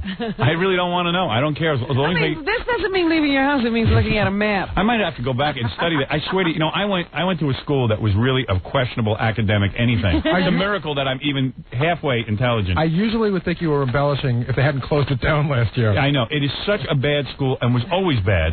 And I tell you, I never learned any of this. And nor was it a requirement to learn it. But you never looked at a map of the United States? And not only did I not look at a map of the United States, but I swear on a stack of Bibles that when I was leaving there, they were saying, why are you leaving? You could be the valedictorian. I was going to be the valedictorian of Roosevelt Junior Senior High School. If I gave you Because it was all black kids from underprivileged families. Their parents didn't give a rat's ass, and the school board was in complete disarray.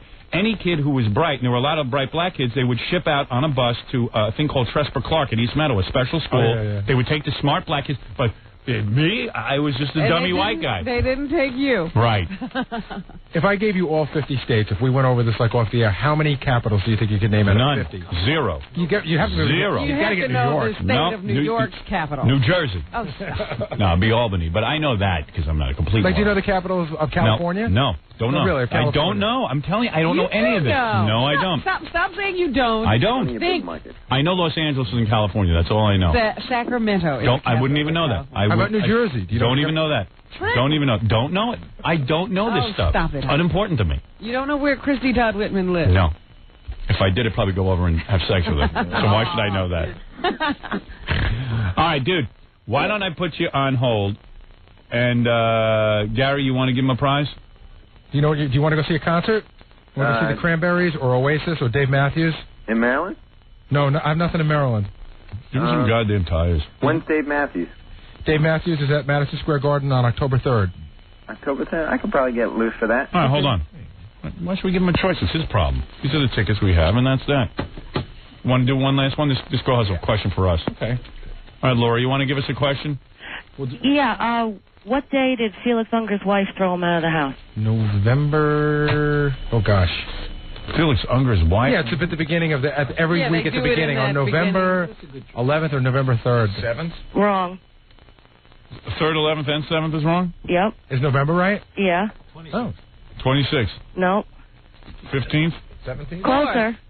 All right, who cares? What November is 22nd? 13th. I put her on hold and give her a prize. Here. What was it, the 13th? Who cares?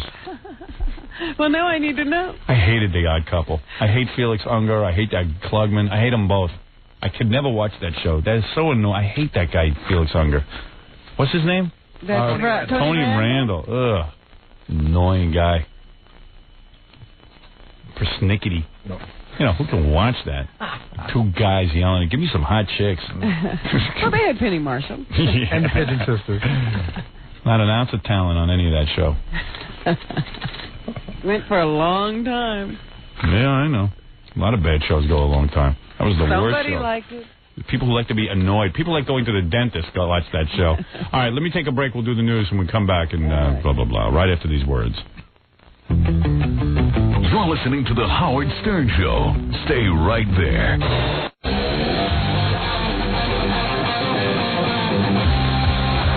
You're listening to The Howard Stern Show. Once again, Howard Stern.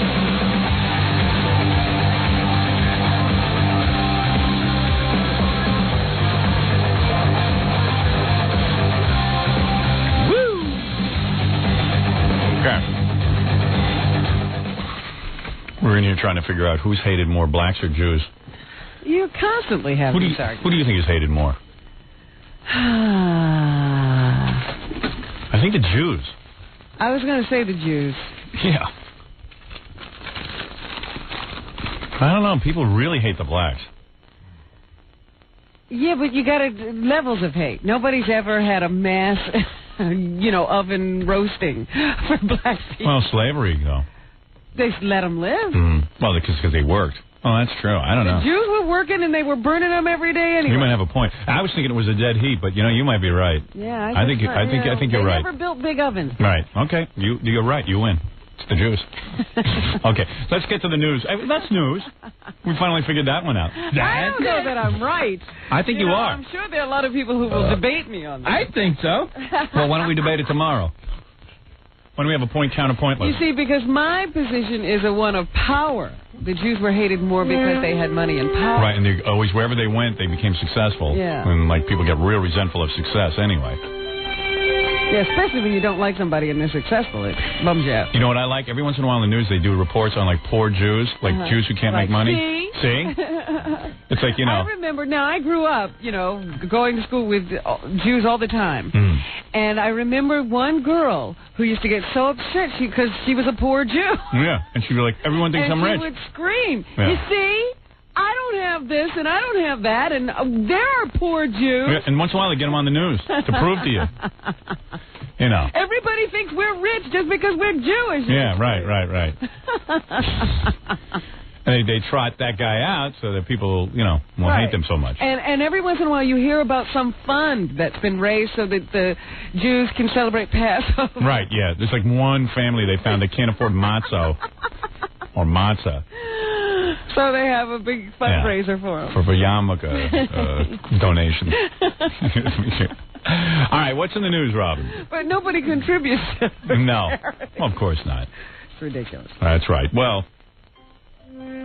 not many people buying gefilte fish with their food stamps. Let's put it that way. What is in the news, Robin?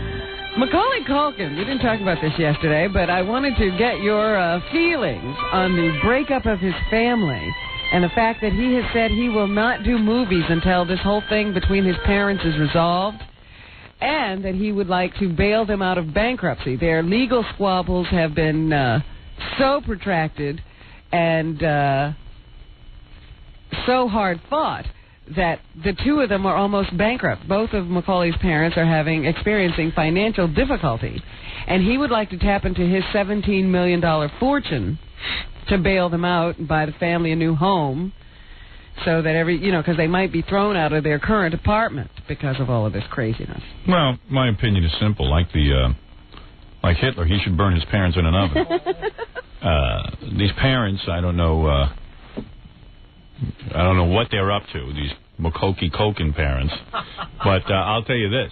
I mean, if your kid amassed $17 million, wouldn't you say, God bless him, I don't go? No, I'd get my hands on it. That's what they're trying to do. That's what they're trying to do. What do you think this whole battle's about? It's money. Money battles. And it's unfortunate. And if I was Macaulay... I can't believe he's not worth more than $17 million right now. I can't either. If I was Macaulay Culkin, I would tell him, whatever his name is, my advice would be... to turn to the Menendez brothers for advice and waste his parents. The two of them are a big pain in the ass. The kid is caught up in something that's negative energy. Sad, yeah. They say he's not acting he's not acting because he grew up. Yeah, nobody's hiring. Yeah, right. But they say he did turn down a role that would have paid him $1 million. Is that right? Yeah. Well, then he's foolish. Best thing he could do is go back to work, hold on to his $17 million. Stay out of that house. Don't bail out anybody. Go get your own pad, take your $17 million with you, and kiss your parents goodbye. When they straighten everything out, go back and say hello to them every once in a while. They say that he has signed a thing that says he approves of taking out $1.9 million to buy a new, larger home and get them out of their financial difficulties, I guess. But he's 16. What does he know? You don't know anything. You know what it's like to grow up without money? You don't know anything till you're about 40. Yeah. Trust me, and you still don't know anything. That's where you should hold on to your money until then. Yep. You don't know how you're going to feel about having given away $2 million. Yeah, $2 million. It's amazing. So they're still squabbling. The father thinks this is the mother's attempt to get full control of the kid and all of his carrying So what? on. And a mother should have full control of her kid. well, not of his money. If he's, most kids aren't worth anything. Yeah, as far as I know, my kids don't have anything. The judge, they say, however, usually looks badly on these attempts to use the children's money to buy real estate, so they don't know if the judge will go for this plan that they're trying to hatch. But Macaulay Culkin and his family are still having a lot of trouble figuring out what they're supposed to be doing with each other. Boy, if he was my kid, I'd wipe him out in a minute.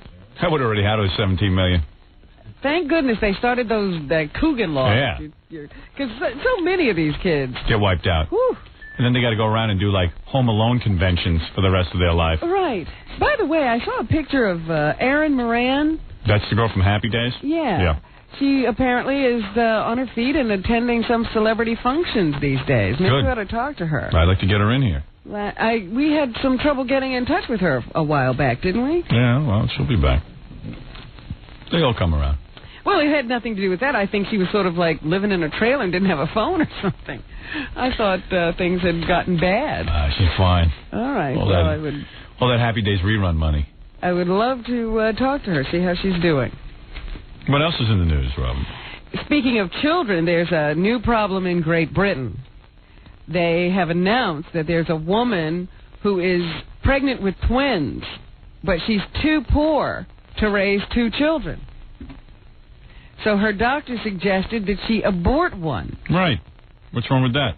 Well, of course, all these abortion folks got up in arms. Right. They're screaming and carrying on. They've even offered the woman money to bring both babies to term. Well, good. Let them raise the baby. But they have not been able to contact the woman because nobody actually knows who this woman is. The procedure that would be performed on her is that the doctor would go into her uterus. I'm all for this. With a needle. Right. And he would puncture one of the fetuses. And he would pierce the fetus. Right. The fetus would then be carried for the full term of the pregnancy. Right. But it would shrivel and mummify. Good. While it was in the womb. The baby could actually eat the fetus. And they might get lucky. Turn it into soup. What if it just melded with the other fetus? Yeah, that'd be cool. That'd be a cool little freak. Oh, no. Like that thing from Total Recall. Abortion is legal, and there's no problem with aborting one fetus. There's just no problem with it. If a woman wants to do that, let her do it. I couldn't care what she aborts. But, the question is, how does the doctor choose which one to get rid of? Eeny, meeny, miny, mo. Catch a fetus by the toe. Oh, the scientific method. If it hollers, let it go. That's all. It's just more and more of these questions. As science becomes more and more sophisticated, we get more and more involved and weighted down with these moral questions. Kick her in the stomach, and odds are you only hit one in the head. Take a punch. Yeah, survival of the fittest. Oh, my goodness. There's nothing wrong with that. Meanwhile, here at home, the Republican Party is continuing to fight over the issue of abortion. That's why they're losing everyone. Yesterday, the religious right was declaring victory because they got that softer language out of the platform plank that has to do with abortion in the Republican Party. My prediction, Dole will get 0 votes. Actually, the first guy ever to run to get 0 votes. He'll go down in history. He'll do worse than Dukakis.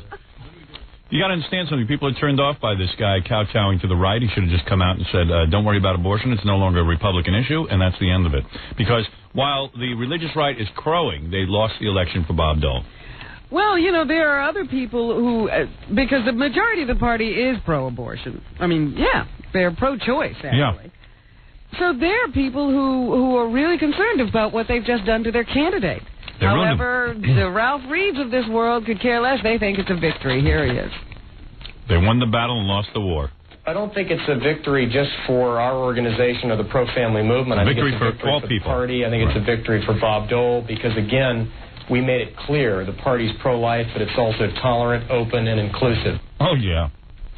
Sure, but you can't have abortions here. Yeah, real tolerant. Meanwhile, Susan Cullman, who's a Republican on the Coalition for Choice, says that this could be the end of their candidate. It is the end of it. She's right. It says that abortion is no different from any other trade policy or economic policy. It puts it in a... it does not highlight the fact that this is an issue that's personal, private, and affects women's lives. Republicans blew it. They really had the whole thing right. The Republicans were the party that said, let's get government out of your private life. And people loved that message, but they never stuck to it. But then they wind up back in this issue with both feet. That's right. And there's nothing more personal. What is more dead, Bob Dole's right hand or his candidacy? I would say his candidacy. Well, you know what this is going to be? It's going to be election about abortion, That's whether right. you want the opportunity to have an abortion or a tax cut. And it's a shame, because, quite frankly, I'd rather look at Bob Dole as a candidate and maybe even vote for him, but I can't do it. They've made me become a one-issue guy. They forced me to do it. Because yesterday, while they were all squabbling over abortion, Dole was talking about his financial plan, where he's offering a 15% across-the-board tax cut. He claims that the budget can be balanced, the taxes can be cut, and we can remove the dead weight of government to unleash the full potential of the American people. It's a no-brainer. Dole should have come out right from the beginning and said, look, I'm going to tell you how I stand on abortion. I am not taking a stand, because a president of the United States should not take a stand on abortion. It's not even part of my repertoire. I'm going to go in office. I don't need an abortion. Yeah, I don't need an abortion. As far as I know, it's the law of the land that you can get an abortion, and I uphold the law of the land. And that's it. I'm not looking to change that law. I got more important laws to change. Why is this religious right considered so important? I don't know. I'm telling you. This is a splinter group. It's a small little group. How many black people vote in this country? Not a lot, right? I don't know. It's like the same as the blacks. Oh, stop that. So? Blacks are very important in an election. No, please. So anyway... Are you kidding? No. They change... Yeah? I think they got Bill Clinton elected. All right. I don't know about that. But... Well, anyway. But has the religious right gotten a president elected? No. Go ahead. What else is in the news, Robin? Well, I was talking about his budget plan. The 15% tax cut. Everybody's for a tax cut, but not a lot of people believe that Dole can do it. Here's Christy Todd Whitman. Here's Christy Todd Whitman. Republican governor of New Jersey. 15% across the board. I think it's an excellent and a bold proposal of his. I know it's going to be criticized. I can practically guarantee some of the things that will be said, probably something along the lines of a desperate act by a desperate candidate, so ridiculous even he doesn't believe it himself. And meanwhile, Christy did the same thing and actually pulled it off. That's right. She managed to do it in New Jersey when they said she couldn't. The Democrats already ready for the Dole tax announcement have ads all prepared. Here's one of their campaign ads. America's economy is coming back.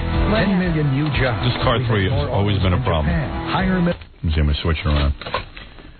We got a problem with one of the machines. Maybe I can fix that. minimum wage. There it is. Now Bob Dole endangers it all. They will never fix that car 3. Why should we have working cart machines? This always goes on with it. With a risky last-minute scheme that would balloon the deficit. Higher interest rates hurt families. President Clinton's plan. Tax cuts for families. College tuition tax credits. I like the music. You don't lose changing jobs. Welfare reform. Everything's fine music. President Clinton meeting our challenges. Bob Dole gambling with our future. Doom and gloom. Yeah, listen to that. Bob Dole. I love how they put those things in. You know, everything's fine. Bob Dole. So obvious. Really? So anyway, that's, I guess there's a little bit more to talk about on the campaign trail now. I'll tell you something, you know, and it doesn't even matter what Clinton does. We are all voting for Clinton because we don't care about white. If Clinton gangbanged a troop of Girl Scouts on the White House lawn. Right now is the time for him to start diving, huh? Yeah, if he did that at the end of October, all right, in broad daylight, that's like right before, 3 days before the election. It wouldn't matter. It doesn't matter. It's just like, I don't care, abortion. So. It doesn't matter. Right. Should I take a break, Fred? Yeah, we could. Or can I keep going? Yeah, want something? Let's go. All right, let's go. All right, a jury in San Jose, California has decided that Richard Allen Davis should die for the 1993 kidnap and murder of 12-year-old Polly Klaas. Good. Davis will be sentenced September 26th. They have this system in California where a jury has to come back and determine what your sentence should be. Right. It's a possible death penalty. But the judge doesn't have to necessarily go along with it. So even though the jury came back yesterday and gave him death, the judge still has to sanction it on September 26th. But at least the Clash family can go back to their lives. Here is Polly's father, Richard. Let's hope we don't get a judge who... They usually don't. Yeah. It's just a sort of a rubber stamp kind of thing. With some kind of conscience. Right now, I'm very glad that this is over. This has been the longest road that anybody in my family has ever taken. We're grateful for the verdict that we got because this is the verdict that is deserved. Richard Allen Davis deserves to die for what he did for my child.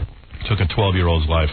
Do you remember how it happened? The girl was having a slumber party in her home. Her parents were sleeping right down the hall. At least her mother was. And this guy snuck into the house, grabbed the girl, and took her away. God bless the death penalty. We finally have vengeance. Because if you're a parent and you have a 12-year-old... And you're doing everything right. You've got your kid at home. You know where she is. You're taking care of things, and this mongrel climbs through a window. When they take this mongrel and electrocute him, I hope they put O.J. in his lap.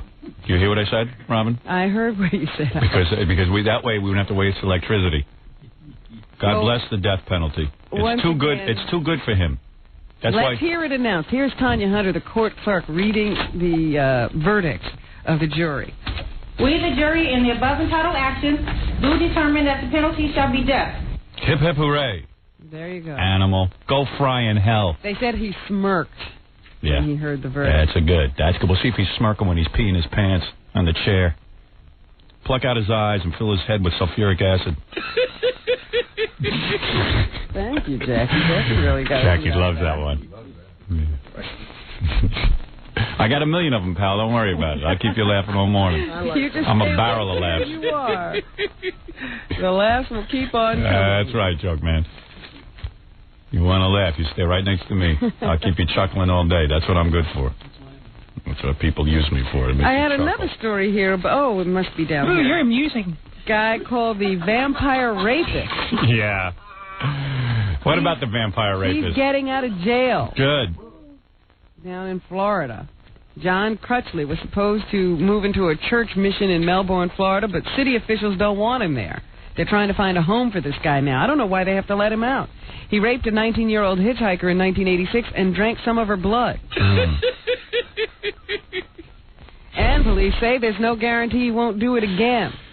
In addition to that crime that he was sent to jail for, they say he was suspected but never charged in the killings of at least 4 women in Florida and Virginia. Pour battery acid in his anus and feed him X-Lax. A state corrections department spokeswoman says Crutchley can't legally be held after Thursday, but she says officials will know where he's going by the time he leaves. So I guess they're going to tell us where this one will be. What are you laughing about? Nothing. That's not a funny story. I'm laughing at what I do to that guy. That's what's funny. Oh. I'm thinking about it. That's all. Coming up with jokes. More apparent support for the TWA bomb theory. The New York Times reports that a search vessel has found wreckage of Flight 800 closer to the airport than any debris so far. The area includes large pieces of luggage and clothing. What is going on over there? No, I'm just thinking about that guy, what I'd do to him. I would cut off his balls and replace them with hand grenades.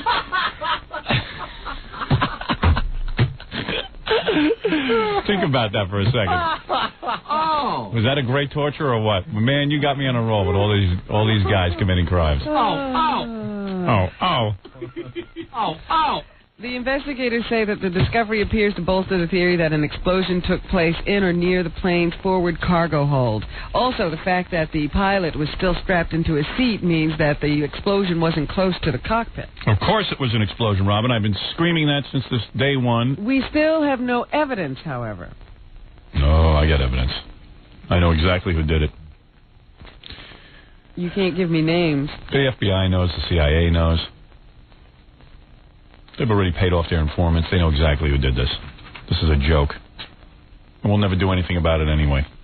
2 gunmen robbed a popular sushi restaurant owned by Robert De Niro and wounded 3 workers. Screw Robert De Niro and his sushi.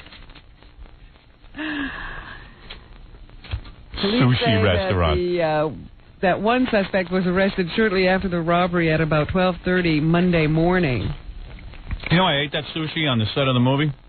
Robert De Niro sushi? No, sushi. It's good. I like it. Sushi is very good. You know what it is, though? It's rice.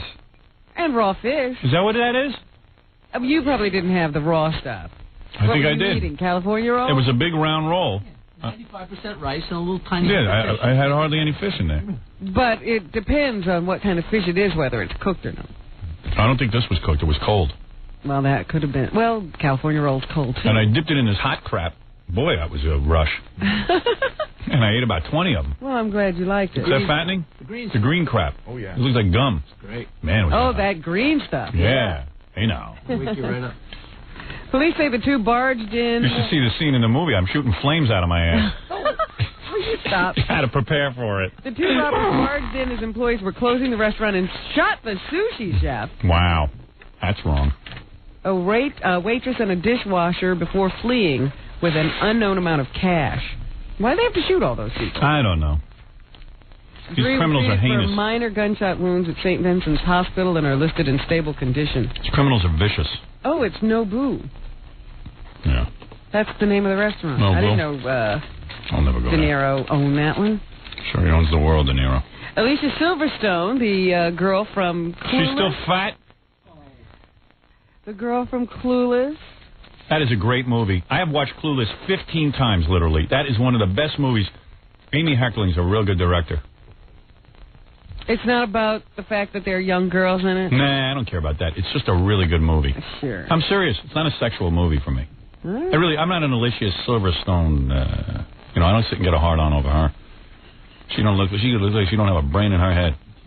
But you don't like brains, so what does that matter? That's right. Anyway, Alicia Silverstone says she's not very happy with life in Hollywood. She'd rather be married, have beautiful babies, and millions of animals, and eat delicious food and get as fat as she wants. Yeah, and take her out of the limelight for 10 minutes and she'll be committing suicide. All these broads who say they don't want to be actresses, they want to go have babies, are all full of crap. Well, this is a kid. I don't care I don't know what that she it was is. her idea to get into all of this. You take her out of the limelight for 2 weeks, she'll be crawling the walls, climbing the walls. They don't even know themselves, these actresses. I don't want to be an actress anymore. I want to have babies. Yeah, we'll take you out of the goddamn Hollywood situation for 10 minutes. You'll be sitting there crying. She said all of this to Vanity Fair. She's not a big fan of Hollywood. Sure she is. She's already got she's producing movies now. You telling me she's not into Hollywood? She's having fun making the movie Excess Baggage. That's the one she's producing. But Hollywood is very cold and very dry and very dark. Yeah, so why don't you leave? Who's stopping you from having a baby? I have 2 words for you, honey. Delta Burke. She said Hollywood is not the kind of place where people reach out and say, I know you can do it. For that reason, she never hangs out with people from the industry. Yeah, honey, that's called the real world. Grow up. There's no business in the world where they say you can do it. Garbage men sit and feed off each other. They say that at the Special Olympics. Yeah. Why don't you get in a wheelchair? Then people will feel bad for you. What a fatso. That's when they say it. She's lucky she looks like the way she looks. Let her have my face, see if she can make her way in the world. Chelsea Clinton is looking for colleges. Yeah, there's a girl who's got something to complain about. What do you say? Come on. She don't have any 2-picture deal. Her daddy's the president. I think she'll do okay. She's reportedly had tours of Amherst and Radcliffe. Boy, she must be smart. An Amherst College spokesman is quoted as saying that Chelsea is interested in science, pre-med, and dance. All the subjects I hate. I think that's, rather eclectic. Science, pre-med, and dance. I'm either going to be a doctor or a dancer. Yeah, I want to be a stripper at Scores or a medical doctor. She dances? She don't look too graceful. That's no gazelle. I'm telling you what I read. Let me see. Is there anything else here I want to... My dad was real happy. We went to look at colleges, and we had our choice of Hamburger College or BU Basic Studies. Hey, son, way to go. You really distinguished yourself in this world. I went to a college that was worse than Hamburger College. For morons. So what? Let me see. Sam Kinnison's brother is running for a council seat wherever he lives. Who's that, Bill? Yeah. Good for him. They call him small business owner, Bill Kinnison. What is his small business? Cleaning up Sam's coffin. No, he's a businessman. He's got several interests. Yes, there's different things going. Is that right? Yeah. I don't know anything about it. I know he was doing a radio show for a while. There you go. But he's not doing that anymore. No, they fired him. He was following in my footsteps. So he's running for office. He wants to be a politician now. Why not? Wants to be on the city council in Upland. I'd vote for him. He's been a resident of that town for 7 years, and he owns Ontario's Donahoe's Fried Chicken. He does? Bill? That's what it says here. He's a fried chicken franchise owner. Hey, by the way, in a related story, did you read that Dice's brother wants to be senator from Nevada? Anyway, hey. He says he has some tremendous management skills after managing show business people and things like that, and he thinks that he's the voice of the people. And so he would now like to try his hand at politics. Bill, what are you in a coma? Your brother was the voice of the people. He's a little confused. Yeah. Arnold Schwarzenegger is down in Atlanta. I guess he was enthused and just filled with the Olympic spirit. So I guess he met with some of the winners of Olympic medals and some of the other competitors and just had a wonderful time. Here's Arnold Schwarzenegger trying to give something back. It brings my two careers kind of together right here. My athletic background and also my show business background as an actor and so on, and I have seen now and have been entertained and inspired by those great Olympic athletes competing here and striving for that gold. That I think is. I wish Arnold wasn't so happy. Coming back to those athletes, and it's my way of giving something back. I resent guys with accents who conquer this country, and I can't. Some entertainment to them. And he also was, when he talked to the Olympians, he said they were inspirational to more than just him. You have given us so much entertainment. You have given us so much inspiration. Millions of children, millions of adults, and millions of older people got out of their couch and stopped being couch potatoes because of you. He's an amazing man. I like a guy who can't say potato. Potato. Being the #1 box office star in America.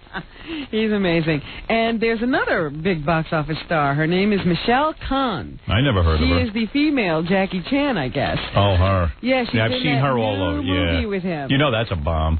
And here she is talking about, I guess, being in movies. She's a stunt woman as well. Yeah. Who gets to act. Stunt people are now acting. I rolled off and I hit too far to the side. Listen to this. And the next thing was there was nothing to hold on to. It was like, you know. Why don't you get your lines out? Going down and we were sliding. I knew that I had to keep my head in to make sure my head wasn't going to land up on the well, honey, you've been practicing karate your whole life. You think you'd be able to do this without any degree of difficulty? First, and my legs were like flailing in the air. Yeah, good. Then, you know, go work out in the gym more. Because all of us are trained and we're so fit and we are mentally alert to make sure that when things go wrong, if you can't help yourself, somebody is going to... Why don't we just fill the movies with tons of people who can't speak English? Helping you. And Jackie was, fortunately, he was right there. So his hand just came up, grabbed me by the scruff of the neck, or else I would have gone head first. Jackie Chan, stuntman. This guy's all proud he does his own stunts. Yeah, because you're a stuntman. In every movie, they almost have to kill themselves. Yeah. So they have something to talk about in the interview. Yes, I almost died when I rolled off a car. And he's like, you talk movies. Meryl Streep, what is she? She don't do her own stunt. She don't do it. She's not stupid, is what she's not. Meryl Streep. Whoever heard her in China, she would be nothing. Our actresses all do own stunt, all do karate, all of them.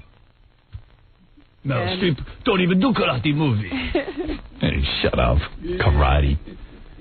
Kiss my ass. And finally, this morning, 3 adults were charged in something called Elk Mound, Wisconsin, with killing and barbecuing and trying to eat a calico cat. I don't mind that. I don't mind if you kill a cat and eat it. I just mind when you kill it and leave it on the side of the road. Well, this was somebody's pet. Oh, I see. The cat's name was Muffin. Oh. And it was adopted by this family 7 years ago after someone else abandoned it. And I guess these guys grabbed the cat at some point and decided, hey, let's cook it and eat it. Well, that's all right. They bragged about killing it and butchering it and putting it on a grill, according to this family. They've got 2 little girls, and one had a birthday yesterday. What kind of birthday present was that? Well, cat's name was Muffin. Maybe it was an accident. The kids thought it was a muffin. These are adults, Howard. We're talking about people 30, 33, and 34 years old. They face up to 2 years and 9 months in prison and $20,000 in fines if convicted of that crime. So what do we learn from that story? Don't name your cat food. Muffin. So there you have it. Thanks, Robin. That's what's happening. You know what Fred's dog's name is? French fries. All right, let's do this. Let me have your plug, genius. Jackie, Penthouse Joke Page, Martling. You're a comedy genius. I'm just congratulating you. 78 minutes. I've been nice to you all day. I've been nice to you all day. Said you were funny. 78 minutes of dirty jokes on CD or cassette. No one else says it. It's enough already. Yeah, on the hysterical Sergeant Pecker. Jackie put together his new CD, Sergeant Pecker. $12, $4 shipping and handling. August special. Buy 2, get 1 free. Call 1-800-323-KING. And for filthy jokes and more, Sergeant Pecker info. Visit Jokeland on the web at JackieJokeman.com. Let me do a couple commercials here. I'll come back and finish the show. We'll return to the Howard Stern Show after these messages. We're back with the Howard Stern Show. Hey, Freddie, read these plugs. If you're planning a wedding or a party and you need a DJ, it's this simple. Call 718-BAG-5040. That is the number for Rocket Entertainment featuring Scott the Engineer. All right, everybody. Thank you, and we'll see you tomorrow. Hi, this is Eddie.